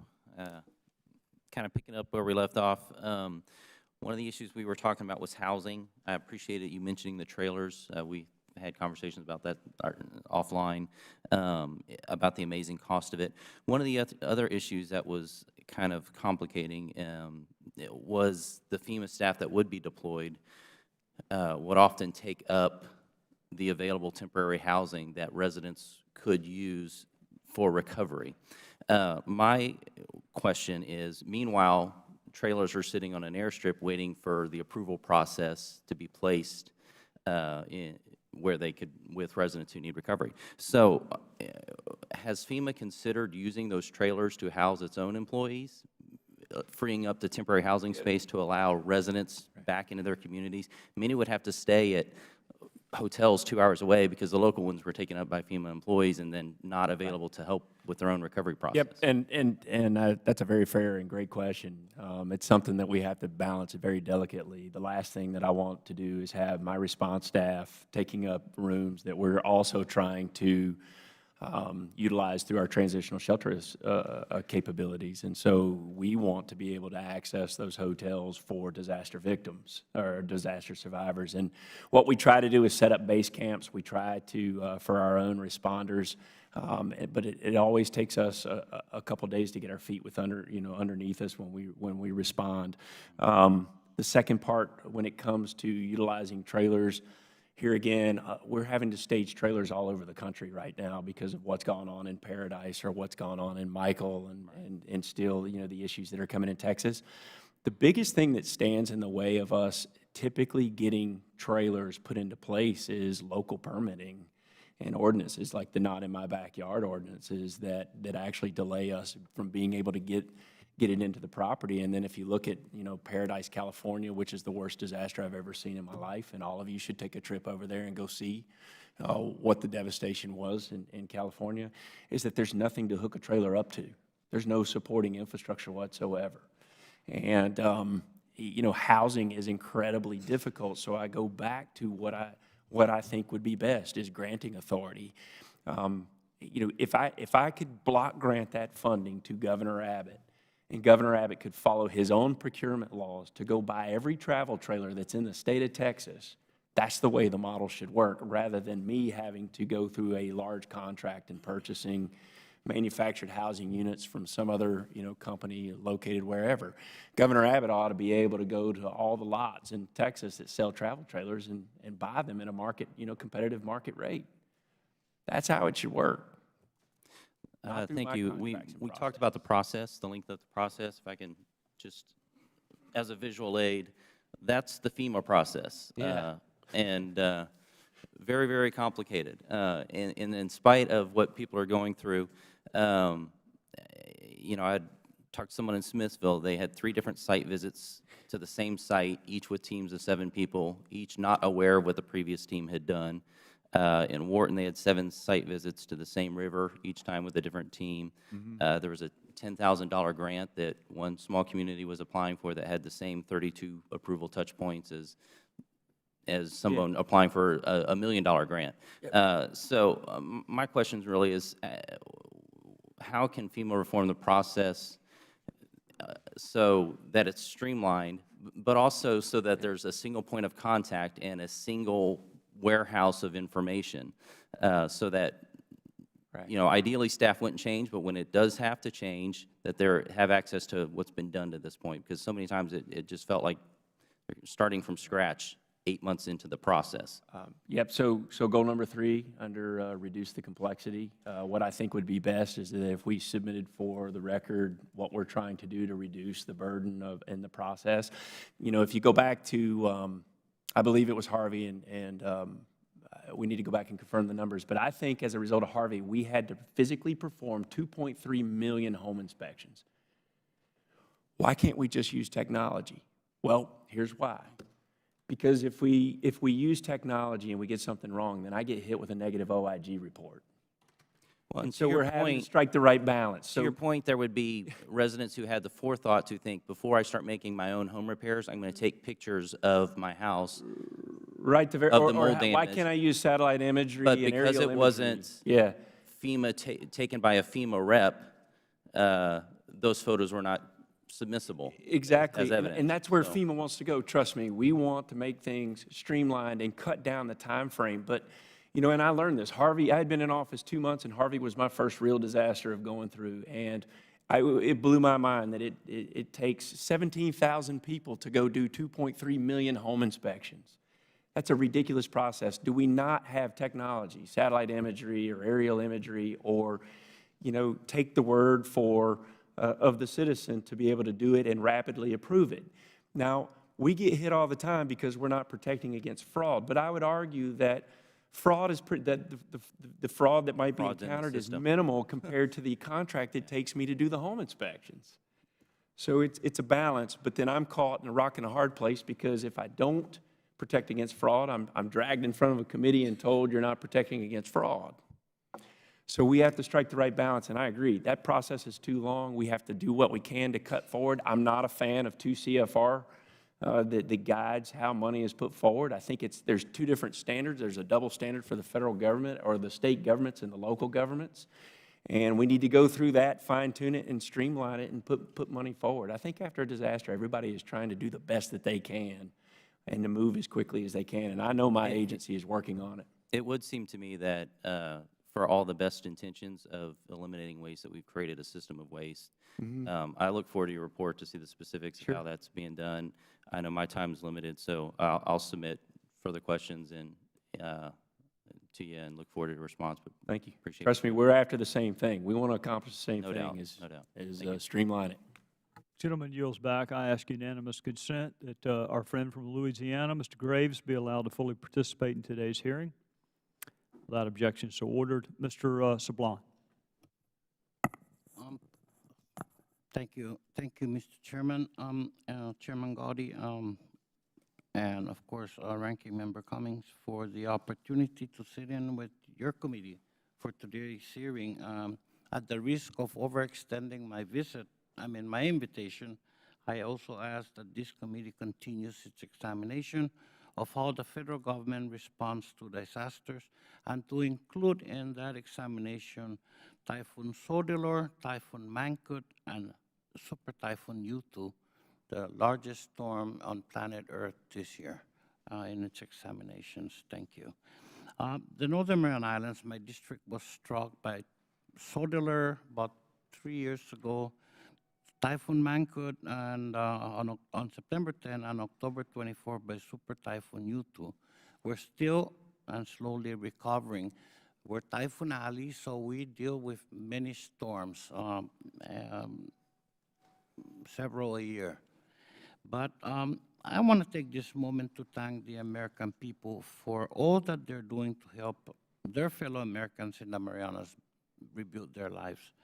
I want to acknowledge the work that the 1,345 federal employees assigned to the Marianas are doing, including many from some Army Corps, many from FEMA, and other the Department of Defense personnel as well. Please know that I'm very grateful for their help. But I'm not satisfied with their work. How can I be when so many people I represent remain without power and water, living in shelters and tents? Many children, their children not in school, without jobs and income, struggling day by day. After going through a typhoon, I have gone over hundreds and hundreds of typhoons. I've never seen one like this. A gentleman whose roof flew when the eye was just passing by. He told me, he said, Congressman Sablon, I have never seen that the air around me and the clouds were color pink. That was the eye passing. But reading the committee's report on the federal response in other parts of the country, I see that I am not alone in my dissatisfaction. Let me explain something. In Typhoon Soudelor, about 3 years ago, a dialysis center came to me and asked me to help him find fuel for his generator so his 61 patients don't have to get up and be moved to Guam for their dialysis. In Typhoon Yutu, he came to me and asked for water. 61 patients that our hospital, the only other dialysis center, couldn't handle. But these are things that should have been already in some checkbox, you know. There's that dialysis center, let's check on him, how's he doing? But no, it's not. How do I explain to my constituent the slow pace of inspections of damaged properties? FEMA Deputy Administrator Bill Rhodes, Region 9, Mr. Long, committed to me on November 6th that 90% of inspections would be complete in 30 days. With only a week to go, only 51% of inspections are complete. I asked him when he told me that, I said, are you sure? And he said, yes, I pledge. I give you my pledge. And if I got written up for a conversation I had with one of your staff, and if FEMA would do its work as fast as they wrote me up, then I wouldn't be sitting here talking to you, Mr. Long. But then also, how do I explain to my constituents why inspectors have not called? FEMA told me that I could promise that they could get a call in 7 to 10 days after registration, and they did not. After the typhoon came, I had to go find a generator and open up a registration office in my congressional office and help people use the phone and use and register online. Because FEMA did not do that in the beginning. And it went on for, if I'm not mistaken, sir, up to 10 days. Once FEMA opened a registration office and helping people, I closed mine. But I had to do that because no one was doing anything except telling people, yeah, call this number and register. And some people don't have phones. Some people have phones are on prepaid phones. And I watched a lady sit down for 6 hours in my office, 6 hours, trying to navigate registering with her case with FEMA. But I'll be honest with you also, I watch people get done in 10 minutes. And I come from a place where people are asked, what's your bank routing number? And they said, what the hell is that? So do you know your bank routing number, Mr. Long? I don't. See, so The gentleman's out of town, but if you may I would, just have another minute? May I, please, Mr. Chairman? Please. I'll give you one more to go along with Thank the one you. I've already given you. Thank you, sir. And again, you know, Mr. Long, I'm not holding this against you, but how do I explain to my constituents why FEMA send inspection notices or payments to the physical location of damaged homes instead of to post office boxes? There's no home delivery in the Marianas, so the mail piled up at the post office, undeliverable because they were addressed to the second blue house from the corner, and then returned to the sender, either FEMA or Treasury, for the benefit checks. All of these things. And, you know, again, I got attached to FEMA, I think, reservist. And when I'm talking to him, and how do I get answers to these questions? You know, when FEMA staff assigned to the congressional liaison on the ground never know. I get so tired of hearing, I don't know, Congressman. I'm asking him a question and he's using his phone. I'm serious. I don't, this goes on. Yeah. And he says we can't meet till 11 o'clock because he has 2 updates in the morning to meet. And he cannot answer my question. Every question I ask is, I don't know. The next person that talks to me, every question I ask is, I will have to ask and get back to you. I can understand that. Okay. Yes, sir. The gentleman's extra minute is up, but if I you know, would like I'm to sorry. respond, you can. Congressman, first of all, the Mariana Islands took a tremendous hit. You're exactly right. Typhoon U2. We have over 1,200 federal government employees out there responding now. And it's my understanding that we put roughly $3 million in the hands of those who have registered and were eligible for assistance with individual assistance. Here's the problem, and this goes back to my original opening statement. We have got to call, it's hard for us when the communication system is totally knocked out. You know, a lot of our registration system is dependent upon whether it's phones, you know, cell phones or the internet, and then being able to mobilize several thousand miles away disaster support teams to manually register people door to door is a painstaking process. So here's the thing. What I would ask of Congress is, how do we work with the private sector, the Verizons, the telecoms, you know, the AT&Ts of the world to make sure that they are putting forward a resilient infrastructure that we need to use to communicate that doesn't get blown out by storms or burned up by wildfires? Because when that stuff happens, it impacts my ability to do jobs, and it frustrates us, it frustrates you. In regards to the information request, I need to go back and ask Yes, Bill sir. Roche why you're not getting the answers. And what I'm going to do is put my regional administrator, Bob Finn, directly in touch with you as a Yeah. result of this hearing today, and we'll try to clear up any Thank you, information that Mr. Long. Mr. Long, I'm not, I need to work with you because this Sure. thing is going to take a while. And on the telephone system, Mr. Long, it's underground. We have a better phone system than Hawaii. I mean, when the typhoon is hit, I keep calling my mother if she's okay. So that's not a problem. It's just that people don't have phones and they don't have the money to pay for long-distance calls. Sure. I mean, toll-free numbers. I'd really like, if possible, for someone in your office to come visit so we can talk. Absolutely. Thank you, sir. Thank you, Mr. Chairman, for your indulgence. I'm grateful. Yes, sir. Thank you. The gentleman from Georgia, Mr. Heiss, is recognized. Thank you, Mr. Chairman. And Administrator Long, thank you so much for being here and for your leadership, what you're bringing to the agency. As we've all seen in recent months, it seems now more than ever, the role that you play is a critical one, and we appreciate the leadership you're providing. I recently, of course, have been impacted by Hurricane Michael. Came through Georgia and through portions of my district were hit hard. We also have family who live in the panhandle of Florida who were directly in the eye of that storm. One family member totally lost their home. Another is severely damaged. They're working through it, and others are surviving and just doing some cases, thankfully, minimal repairs. But in that whole process, I personally went to the panhandle of Florida and obviously some counties in Georgia as well. But because family personally involved, we were on the scene with family, taking supplies and helping generators, that type of thing.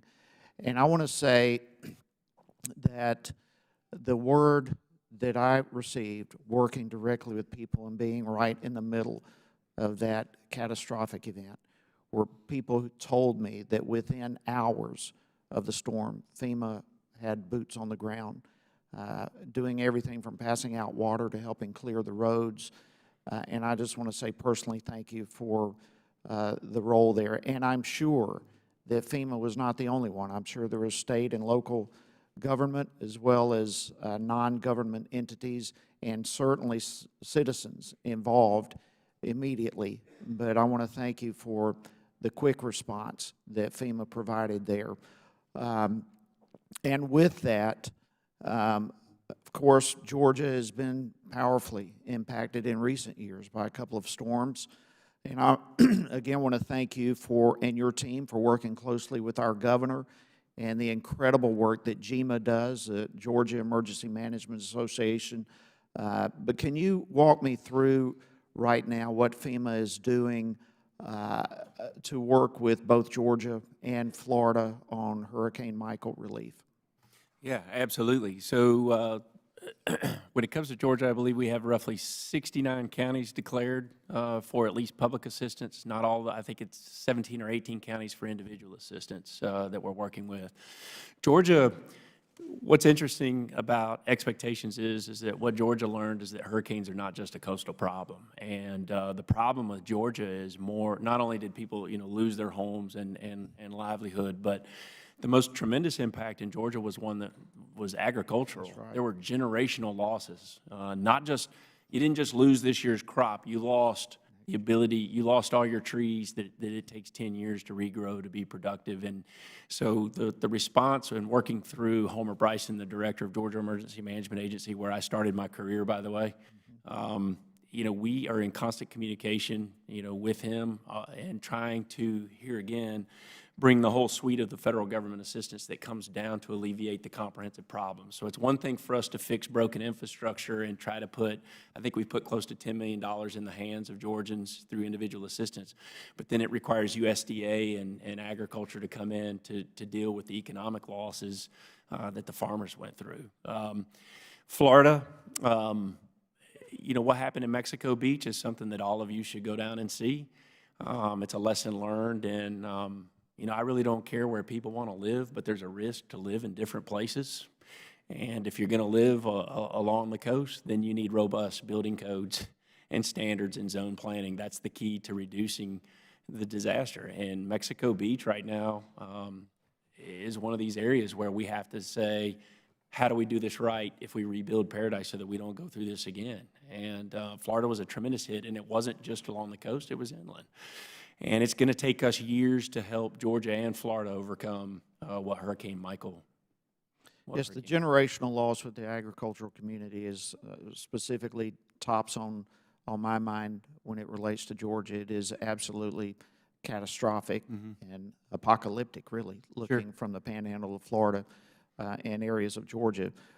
One other question, just in light of some of the previous discussion that's already taken place relating to Puerto Rico and the reality that FEMA is not first and foremost a first responder. But how do you plan to work differently with state, local, tribal, territorial entities in the future where there are identifiable systemic vulnerabilities? What's the plan to help prepare in the future? So here again, I go back to the example of the chair. We got to make sure that all 4 of those legs are there.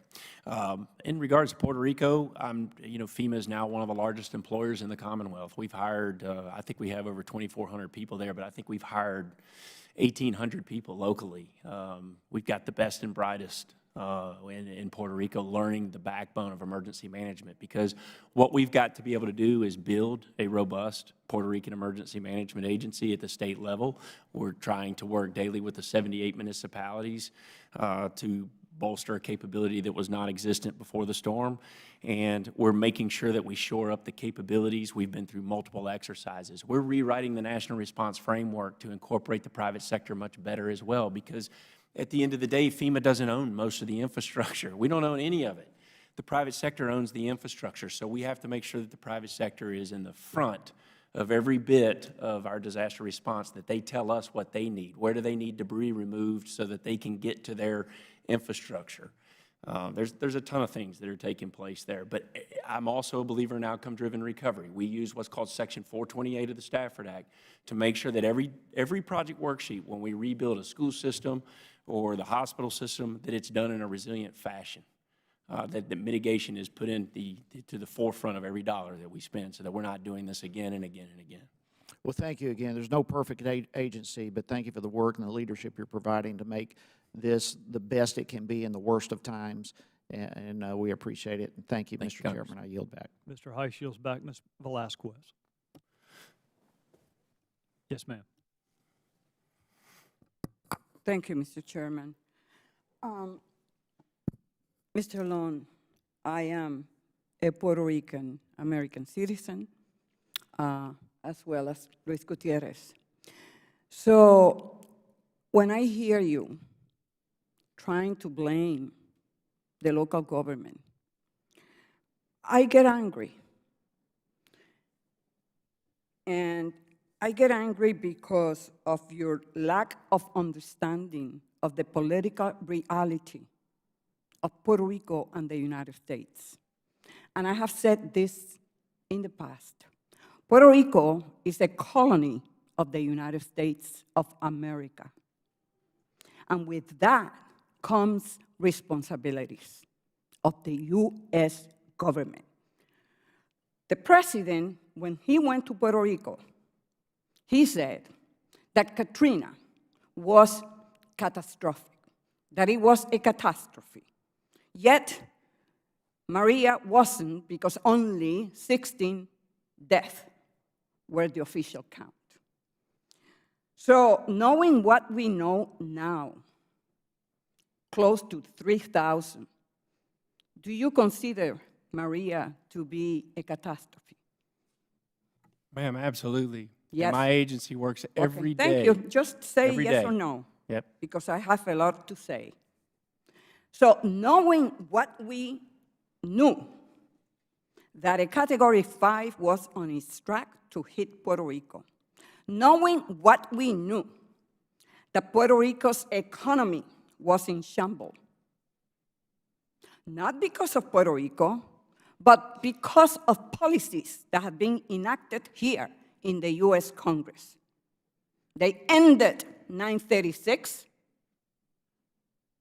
and so All the big corporations packed and came home.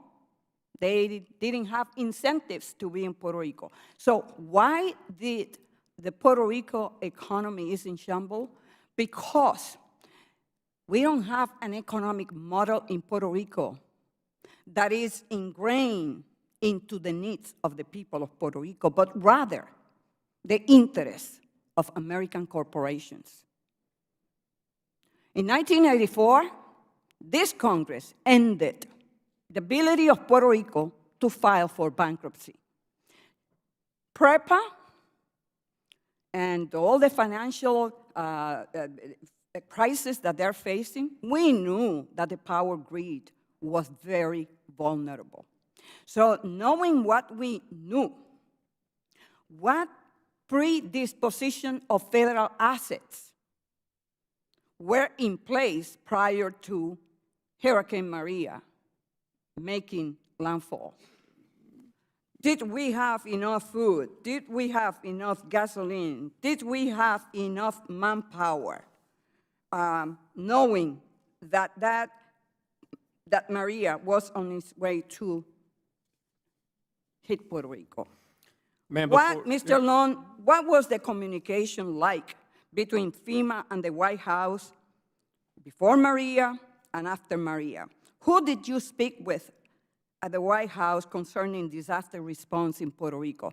Because the president, in his mind, didn't believe that it was a massive catastrophe based on the fact that only 16 or 17 people were dead. And to me, it really brings the issue of how did that official count shape the response from the federal government in the mind of the president? Ma'am, so here again, there were two hits. Irma was first, and then Maria, as you well know, and both packed a severe punch. Before Irma came, we preloaded to the capacity that our Caribbean Area Distribution and Logistics Office could hold when it came to food and water. We pre-positioned a lot of assets and pushed forward, but when you have two hits in succession, it requires more than FEMA. And listen, I work extremely hard every day with the Puerto Rican government. And I am not taking that away from you. Yeah. I am not taking that away either from the workforce from FEMA in Puerto Rico. But I want you to understand the responsibility of the federal government regarding Puerto Rico and Puerto Rican American citizens. Sure. Okay? Yeah, absolutely. My uncle didn't go to war defending the national security of our nation for nothing.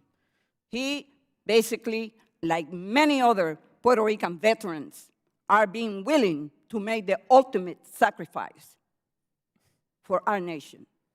So when you sit there and trying to blame the local government, you need to also learn about the history of Puerto Rico and the United States. Ma'am, I don't blame anybody in a disaster. Everybody blames FEMA, and that's fine, as I've said, but I don't blame anybody. Why My staff Puerto doesn't Rico blame doesn't anybody. have the ability to have the kind of response in place and preparedness So when we're they were working in to bankruptcy. build that capability, ma'am. That's what I'm saying. Help me build Puerto Rico's capability. That's what I do every day. For once, make sure that you have oversight in place when you are making sure that FEMA funds will primarily be used to repair houses in Puerto Rico and not line the pockets of contractors, the majority of whom appear to be based in the mainland. So let's use this opportunity to help rebuild the Puerto Rican economy by making sure that the billions of dollars that go to Puerto Rico to rebuild and to make it resilient stay in Puerto Rico. Man, we've put $15 billion to work in Puerto Rico already. We've rebuilt and made safe, sanitary, and functional over 100,000 homes. It's been a tremendous effort. I'd be happy to update you on it. The other advice that I have for you, sir, I was in Puerto Rico with Nancy Pelosi and an entire delegation, and we met with FEMA and the fine employees from FEMA. You need to put standards in place, and when you issue a directive, make sure that everyone from San Juan to the most remote part of the island in your shop know what that new directive means. so that we do not shortchange the people of Puerto Rico. The gentlelady's out of time and yields back. The gentleman from Wisconsin, Ms. Groffman, you. is recognized. Well, I'll tell you, Mr. Long, I think I have three committees. This is easily the busiest of the three committees. We have people testify between this committee and subcommittees just constantly. I think you're one of the most on-the-ball people we've had testify before us. So I'd like to thank you for the job you're doing. I think sometimes people sit back home and watch these hearings, and we have to, sometimes I think people make inflammatory statements, and we kind of have to straighten things out for people back home. You hear this story that 3,000 people were, well, first of all, I want to talk a little bit. You first took this job in the beginning of 2017? You had 3 hurricanes in 2017, right? So I had been in office 2 months, and then Harvey, Irma, and Maria hit, but we had 75 total disasters last year, if I recall correctly. And how many hurricanes do you have to deal with? You had 3. We've had 8 landfalling hurricanes. 6 of them were majors, but prior to me coming on board, the nation had not been hit by a major hurricane in 11 years. Okay, and you had 3 in it? I've had 6 major landfalling hurricanes. I had 3 in 17, and I think 3 this year. It's hard to keep up. I'd just say the 3 in 17. When was the last time we had that much volume of damage done in 1 year? I would say that in 2004, we were hit with 4 major hurricanes in 6 weeks. I believe it was Charlie, Francis, Gene, and Ivan. And then in 2005, I think we had Katrina, Rita, and Ike. And then we went 11 years, roughly 11 years without anything. Okay, so you had a very, very, very lot on your plate, and I think the public ought to understand that. Now, there are a couple people today who talk about 3,000 deaths, and of course, when I think of a death connected to a hurricane, I'm sure the people back home think of somebody drowning, somebody due to wind, dying from that. Every death is a tragedy, but I want one more time to understand, when they come up with that 3,000 figure, how many people really, the way a layman would say, died because of a hurricane, died because of the hurricane? Because of direct deaths or indirect deaths? Correct. I don't remember what the direct death number was put forward by the medical examining officer in Puerto Rico, but I don't believe any of it's accurate. In regards to the 3,000, you would have to ask Dr. Goldman and how she determined that. But I've read the GW study, I've read the Harvard study. They all measure different time frames and different characteristics, but not one of them determines what the cause of death is in those studies. And I don't think we know what the deaths were. It was a tremendous impact, and as I've said, one death is a death too many that we try to work against every day. I'll give you an example. In Wisconsin, they used to report the number of deer hunting deaths every year. Somebody would die of a heart attack, and they'd call the heart attack was caused by deer hunting. It wasn't caused by deer hunting. The guy died of a heart attack. How many, do you have even, well, we'll ask Major General Spellman. Do you have an approximate number of people who died caused by these, direct caused by these hurricanes? No, sir. Okay. But it's the 3,000 number is not based on what a layman would caused by a hurricane, drowned, due to the wind, house collapsed or something, correct? Right. So I think, if I remember correctly, the indirect or the direct death number that was put forward by by the colony was 65. But that would be like structural collapse, storm surge, wind, waves, whatever it could have been. In regards to the 3,000 deaths, it could have been someone injured trying to clean debris off of their yard. It could have been someone who had a heart attack 6 months after Maria. Because what I believe Dr. Goldman's study measures is what was the average over time. Here again, FEMA doesn't determine cause of death.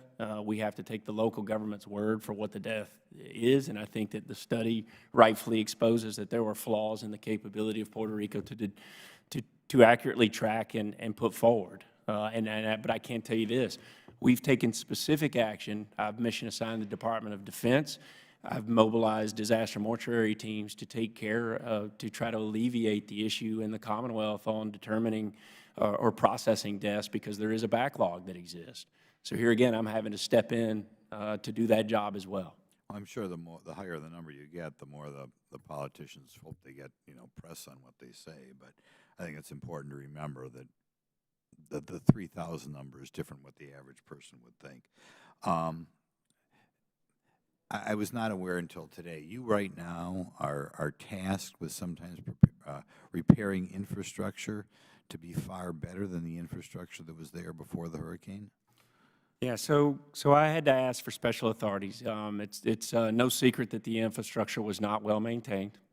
And typically, FEMA does not have the authority to fix anything that was not maintained by a local or a state government. So I asked, specifically recognizing this problem and knowing how long the long-term recovery was going to be, I had to seek special authority from Congress to be able to fix it. And that's what we're pushing through. Now, here's what we're doing to make sure that we don't go through this again and that we are building a more economically viable and resilient Puerto Rico. We're utilizing outcome-driven recovery through the 428 plan to factor in mitigation. One of the largest efforts underway is the education sector and trying to rebuild schools. But once that's done, what I would ask is everyone on the committee to make sure that the agencies in charge of the schools or in charge of the power system, once it's all rebuilt, is that there's actually a plan to maintain it in the future so that we don't go through this again. Okay, well, I just, you know, from my perspective, so you know, I think last year, maybe I'm off this number by 1 or 2%, the federal government borrows 22% of every dollar spent. There's nobody as broke as the federal government. I think it's something we're going to have to look out in the future if we wind up having to pay to make things better than they were beforehand, perhaps better than many Americans have right now who are paying the taxes for this. It's something that we ought to look into. But I'd like to thank you one more time for coming over here. And I'm sorry because I think some people are trying to make political points at your expense, which is, I think you're doing a tremendous job. Thank you much. Gentleman's time has expired. The gentleman from Illinois, Mr. Gutierrez, is recognized. Thank you, Mr. Chairman. First, Mr. Chairman, now that I know that my words cannot do you any harm, I would like to say that as I leave Congress, I'm happy to know that I leave Congress having made a great friendship with you over the years that we've served together. And I wanted to put that in the record somewhere now that someone can't send a direct mail piece. Thank you, and you could have said it even when it did hurt me. I wouldn't have minded. Thank you. Unfortunately, that's part of the reality of Washington, D.C., that you can't tell people who you sometimes admire or, you know, are a friend with or whose company you cherish. Having said that, look, I think we have to fundamentally understand Maria within the context of the federal government. Why? I know you say to me, oh, that's all local. The federal government, right, has the sovereignty over the island of Puerto Rico. What does that mean? Any rule and any legislation that we pass here in the Congress of the United States is immediately implemented over the island of Puerto Rico. I mean, you say, oh, well, you know, the infrastructure wasn't there, some of the stuff. You eat Chiquita bananas on a tropical island in Puerto Rico. But I would suggest that you check why that is. And this is the imposition, right, of rules of the Congress of the United States over what can be grown, planted, and what can be done. The island of Puerto Rico, I'm sure you have noticed now, produces what it doesn't consume and consumes what it doesn't produce. A classical colonial situation of subjugation of the people of Puerto Rico. Now, open up a new Walmart or Walgreens, just like that. Have opportunities for economic investment where people actually get jobs, very slow. As a matter of fact, the Congress of the United States has stripped the ability of the people of Puerto Rico to have those kinds of jobs and to do what we have to do. Look, I came here to say to the chairman and to all of those that are here, you have a huge task because of your boss. It was the President of the United States that said, the people of Puerto Rico are busting the budget. And I go back to what my colleague, Nydia Velázquez, said. Did we bust the budget when thousands of us died in times of war? Isn't the highest tax that anyone can pay that of their blood and that of their life? And Puerto Ricans have obviously done that. Second, the President of the United States said, basically said Puerto Ricans are lazy. Now, Mexicans are murderers, rapists, and drug dealers. And Puerto Rico, well, you had a hurricane. Why do I say that? Because he said they want the federal government to do everything for them. That is a lie. How do I know it's a lie? Because although this administration would not allow members of Congress to use, right, Air Force facilities to fly to the island of Puerto Rico that we wanted to, I got on a plane. I know Nidia got on, Congresswoman Velasquez, sorry for being so personal, Nidia, got on a plane too. We were able to get there with no assistance. Now, I want to make sure that I also make this clear. I know that there are hundreds of men and women that work at FEMA every day, that go out there to do an outstanding job. I see them, I've met with them, and I know there are members of the armed forces of the United States that have been out there. But this is the most powerful, richest, most technologically advanced country in the world. So in spite of what you saw them do, we didn't do what we can. We're rich, we're powerful, we're technologically advanced. We still have blue tarps a year and a half later over people's roofs. The light still goes out. The water still ceases to come. People are still fleeing the island. And I just wanted to say, as you make your plans, I know that we have a president of the United States that said in his gut, you know, he's really intelligent, but in his gut, he doesn't believe that climate change is real, although 13 governmental agencies and hundreds of scientists, the hundreds of thousands of Puerto Ricans that no longer live on that island, live in Chicago, they live in Florida, they live throughout the United States. Those are climate change refugees. The hurricanes are coming back. The waters are getting warmer. Prepare, because on the low side, Mr. Director, it's 3,000. On the high side, it's 4,500. People died. Compare that to how many people died in the last hurricane. Unfortunately, one life is one life too many. But when you think you can take immediately after the last hurricane in Florida, right, and look at your numbers, I bet you don't get to 100, thank God, right?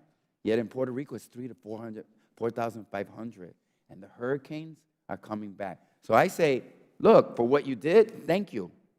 For what you have to prepare, I urge you to do it. And that's why I came here this morning. Thank you so much. Gentleman from Illinois yields back. I thank you for what you said and for 8 years of friendship. Thank you very much. The gentleman from Louisiana has patiently been waiting and has constantly been engaged and involved with this issue, even though he's not on our committee. So we welcome you. The gentleman's recognized. Thank you, Mr. Chairman. And Mr. Chairman, I do want to commend your staff for putting the report together. I think it identified a number of really important issues that not just face the 2017 or 2018 disasters, but certainly has identified some areas for improvement for the future disasters that we know are going to be coming. Mr. Chairman, I think it's noteworthy that since 1980, I believe we've had about 220 disasters that have cost our nation over $1 billion each, and we've spent about $1.5 trillion responding to these disasters. There is a better way. Whether it's the deaths, it's the money, there is a better way.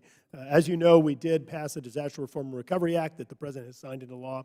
I think that it did address a number of important issues, providing additional flexibility, providing you some additional tools, and I think better integration with the capabilities of state and local governments. But I want to be clear, we have more to do.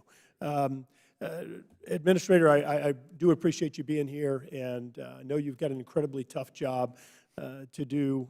Every disaster is unpredictable, and therefore trying to plan for that exact scenario is virtually impossible. Doesn't mean we shouldn't try, but it is virtually impossible. You and I have met a number of times, and I've expressed some frustration, and I believe you commented on some of those early on. In the disaster that we had in August of 2016, our flood, 1,000-year flood there, I've dealt with FEMA, the Corps of Engineers, with HUD, with SBA, with the United States Department of Agriculture, with the Coast Guard, and other agencies. It is incredible trying to deal with this whole alphabet soup of agencies while trying to deliver real, applicable, efficient solutions to disaster victims. Sure. One issue we're dealing with right now, FEMA under NFIP, is requiring that you have a certain freeboard for the elevation of homes, under an executive order that was issued under the previous administration that has since been rescinded. HUD requires, I believe it's a 2-foot higher freeboard. So if we're using CDBG-DR dollars to recover homes, somebody complied with a FEMA standard, all of a sudden you're no longer in compliance with a HUD standard that was put together after an executive order under the previous administration that has been rescinded. These people are now not eligible to get reimbursed for rebuilding their homes. That is one example of many that is idiotic, and it is actually re-victimizing our survivors from some of these disasters. We need to continue working on making sure we do a better job integrating the efforts of the various agencies or consolidating some of these efforts within your agency. On the flood insurance program, something that has been a very hot topic here. The state of Louisiana is at the bottom of one of the largest watersheds in the world. We drain from Montana to New York, 2 Canadian provinces, all down to Louisiana. Additional development sends more water into that watershed, into our communities, which makes us more vulnerable. Number 2, as a result of the Corps of Engineers' efforts to train the river, we've lost about 2,000 square miles of our coast, making the Gulf of Mexico that much closer to us. We've got vulnerabilities from the north, vulnerabilities from the south, neither of which our citizens had a damn thing to do with. How do I explain to our citizens that they're going to be charged higher flood insurance rates whenever they had absolutely no control over the additional vulnerability? So, Congressman, first of all, the DRRA is transformational for our agency, and I think there's over 64 different provisions that we're trying to get through. You've made your intent very clear. I think we're both a cut of the same piece I of think you and I cloth. are the only 2 nerds that care about that bill, but I'm Man, excited I'm about telling you, it truly is impressive, and I'm very thankful for it. I do think that it's going to do a lot of help. We've got a long way to go. We're both very passionate, and the definition of passion is the right amount of love and anger at the same time. I want to reduce the complexity. I understand exactly what you're talking about. I do think there needs to be a consolidation of disaster recovery funds coming down. But when it comes to the NFIP, what I would ask is that instead of extending it 1 week or extending it, 3 months, can we extend it a year, but make a commitment at the end of that year that we will truly make transformational changes to the NFIP rather than kicking that can down the road because the program is not financially solvent, it's broken, and I am trying to do the best with a program that needs to be fundamentally changed to account for affordability. And in some cases, maybe it's a transformational change in the entire industry. Why can't you get a policy that's all hazards to begin with? Amen to everything you just said. I'm going to make those points on the House floor today when we try and extend this thing for 1 week. I agree with you 100%, but I'll tell you something else, Administrator, and I think your friend to your left is one that's really key on this. Flood insurance is defense. It's reactive, it's defense. One of the most cost-effective things we can do based on countless studies is bringing an offense to the table, making sure that these guys have the tools, the resources they need to be proactive. Under the DARA bill, as you know, we did the pre-disaster mitigation at the 6%, so we're trying to bring some offense there. Under the DARA bill, we try to provide some flexibility where HMGP can be used for core projects, but we have got to continue working, which, by the way, some of your staffers are fighting us on, but it's law. But we've got to continue to bring an offense to the table. You can't just have a defense like flood insurance program. It's financially unsustainable. I see my time. Mr. Chairman, I want to make 2 points. Number one, that disaster bill has a provision in there regarding duplication of benefits under the Stafford Act. There was a 45-day clock for the administration to make a decision on a waiver request for CDBGR, SBA duplication of benefits. It is 50-something days, and we have heard nothing. We have $250 million sitting in the bank. We have several thousand families that cannot get back into their homes or other financial duress. Some people have had to sell their homes. The money's in the bank. It's already been appropriated. This is all about complying with the law that is not being complied with today. This is a major issue that is affecting several thousand people. I want to ask you to please engage on this. This needs to be fixed. The timeline has been passed. I hear you loud and clear. Number 2, we have a number of Louisiana contractors that are doing work on the STEP program in Virgin Islands. They have been waiting several months to be paid. Administrator, you're well aware that having additional competition and expertise in these programs is really important to deliver value to taxpayers and to have efficient solutions. We can't have those kind of response times for paying these contractors for work. It's going to prevent them from coming back in when you need their help in the future. Yep, absolutely. I'll look into it. Typically, we would grant the money to the state, and it would be paid through the state or through the Virgin Islands government. So I'll check into that. Thank you. Mr. Chairman, I know I'm over time. I just want to say to you that this committee's role in bringing all these agencies together, the flood insurance program, the Corps of Engineers, and many other resiliency programs and response programs. I think it's really important to make sure that we don't stop at the reforms that were just signed into law, but we continue moving forward. I think we can help save lives and save money, and I appreciate you holding this hearing and allowing us to be here. Well, I thank the gentleman, and I thank you for your persistent interest in this. Even though you are not on this committee, you would not know it from the number of times you have mentioned the issues to me on the floor, and for that, I am grateful. Major General Spellman, there's a rule in the justice system. It's called the rule of completeness. Some people call it the rule of fairness. It's a pretty simple proposition that you can't just tell part of the story. You got to tell a whole story. Most of us were brought up, you're going to tell it all. In fact, the oath that I just administered to y'all, if I remember correctly, it says to tell the truth, and then it says to tell the whole truth. It's called the rule of completeness or the rule of fairness. You may have noticed we do not have that rule in politics. What you have in politics is selective amnesia and a hyper-focus on pointing out what your political adversaries have not done, as opposed to what they have done. So I listened to my friend from Maryland in his opening, decrying the fact that we have not had a public hearing. We had one today. Every single member ran out of time. You get 5 minutes. Now, the advantage for members of Congress is that you're on television. That's the big advantage. The disadvantage is you are limited to 5 minutes, and you have to unlock the mysteries of the world in 5 minutes, and I let every single one of them go over. Every single one of them. Some of them went over a lot, because you cannot effectively question anything in 5 minutes. So, keeping with the rule of completeness and the rule of fairness, I want to let you know what, Garrett, I appreciate you mentioning the word staff. I appreciate you doing that. I don't mind if my colleagues take shots at other members of Congress. I don't mind that. We all sign up for it. What Luis Gutierrez did is rare. That's really, really rare. To say something across the aisle, complimentary, publicly, he's a unicorn. That doesn't happen. I get that. But Garrett, you mentioned staff. So I want to let you know what staff has done as it relates to our fellow citizens who are suffering due to natural disaster.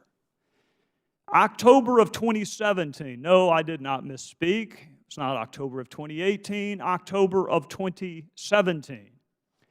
We had a member briefing with FEMA. Now, what, may you ask, is a member briefing? It is an opportunity for members of Congress to come and ask every question that they have. There is no time constraint. There is no time limit. You're not going to get cut off by a chairperson. You can ask whatever you want to ask, which is why I prefer briefings. So someone who represents a district that is impacted by hurricanes is not limited to 5 minutes. October the 3rd, 2017, a member briefing with officials from FEMA. October 11th, 2017, a member briefing with officials from the DOD and the Army Corps of Engineers. October of 2017. Letters went to HHS, DOD, including the Army Corps of Engineers, DHS, including FEMA, requesting documents. If memory serves me correctly, this committee has accessed over 18,000 documents. You did not hear that in the opening statement given by my friend from Maryland. So we're up to 2 member briefings and 18,000 documents, and we're not out of October of 2017 yet. And that's when committee staff traveled to Texas. Not for 5 minutes and a YouTube opportunity, but to actually talk to their fellow Americans who have been devastated. So, Garrett, that's why I appreciate you mentioning staff. It was staff that made that trip to check on the well-being of their fellow Americans. November of 2017, a follow-up briefing, Mr. Long with FEMA on disaster contracting and reimbursements. That's over a year ago. January of 2018, a letter to the GAO requesting a comprehensive evaluation of the federal government's preparedness, response, recovery efforts for hurricanes and wildfires. January 2018, another briefing with HHS on response and recovery. February of 2018, another meeting with the GAO on their hurricane response in 2017. March of 2018, a briefing with the American Red Cross. March of 2018, a field hearing in the U.S. Virgin Islands. There were members that went. It was mainly staff. On the ground, in an area impacted by a devastating hurricane, hearing from their fellow Americans about how they can help make things better. You did not hear that in the opening statement given by my friend from Maryland. April of 2018, a briefing on FEMA's Section 428 program. April of 2018, committee staff traveled to Puerto Rico so they could see firsthand the devastation wreaked upon their fellow citizens. I get taking shots at Congress. I get it. I get it. It was staff that did that. I didn't hear that mentioned in my friend from Maryland's opening. June of 2018, another meeting with the GAO. August of 2018, another briefing with FEMA. September of 2018, Administrator Long, you may recall a letter from me and others asking you for even more information, more than the 18,000 that we'd already received. And then we get to October of this year. And Garrett, this is why I'm grateful that you mentioned what you did, because the staff released a comprehensive report that it had done studying other natural disasters, trying to figure out how we can do a better job. You would know none of that had you simply listened to the opening statement given by my friend on the other side. So the roles will be reversed come January. I'll be gone. We'll be in the minority. I hope the minority treats the majority with more fairness than the minority treated the majority today. And what I really hope is you draw a line of demarcation. You can criticize members of Congress all you want, but staff spent well over a year trying to figure out how to make their fellow citizens' lives better, and I didn't hear a damn word about it in the opening statement given by my friend from Maryland. So thank you for coming today. Thank you. Work harder. Do everything you can to improve our fellow citizens' lives. Work harder. And I'm sure that Congress will continue its oversight responsibilities in 2018. With that, the record will remain open for anyone to submit opening statements, submit questions for the record. Thank you again for your time and your collegiality with the committee and with one another. And with that, we are adjourned.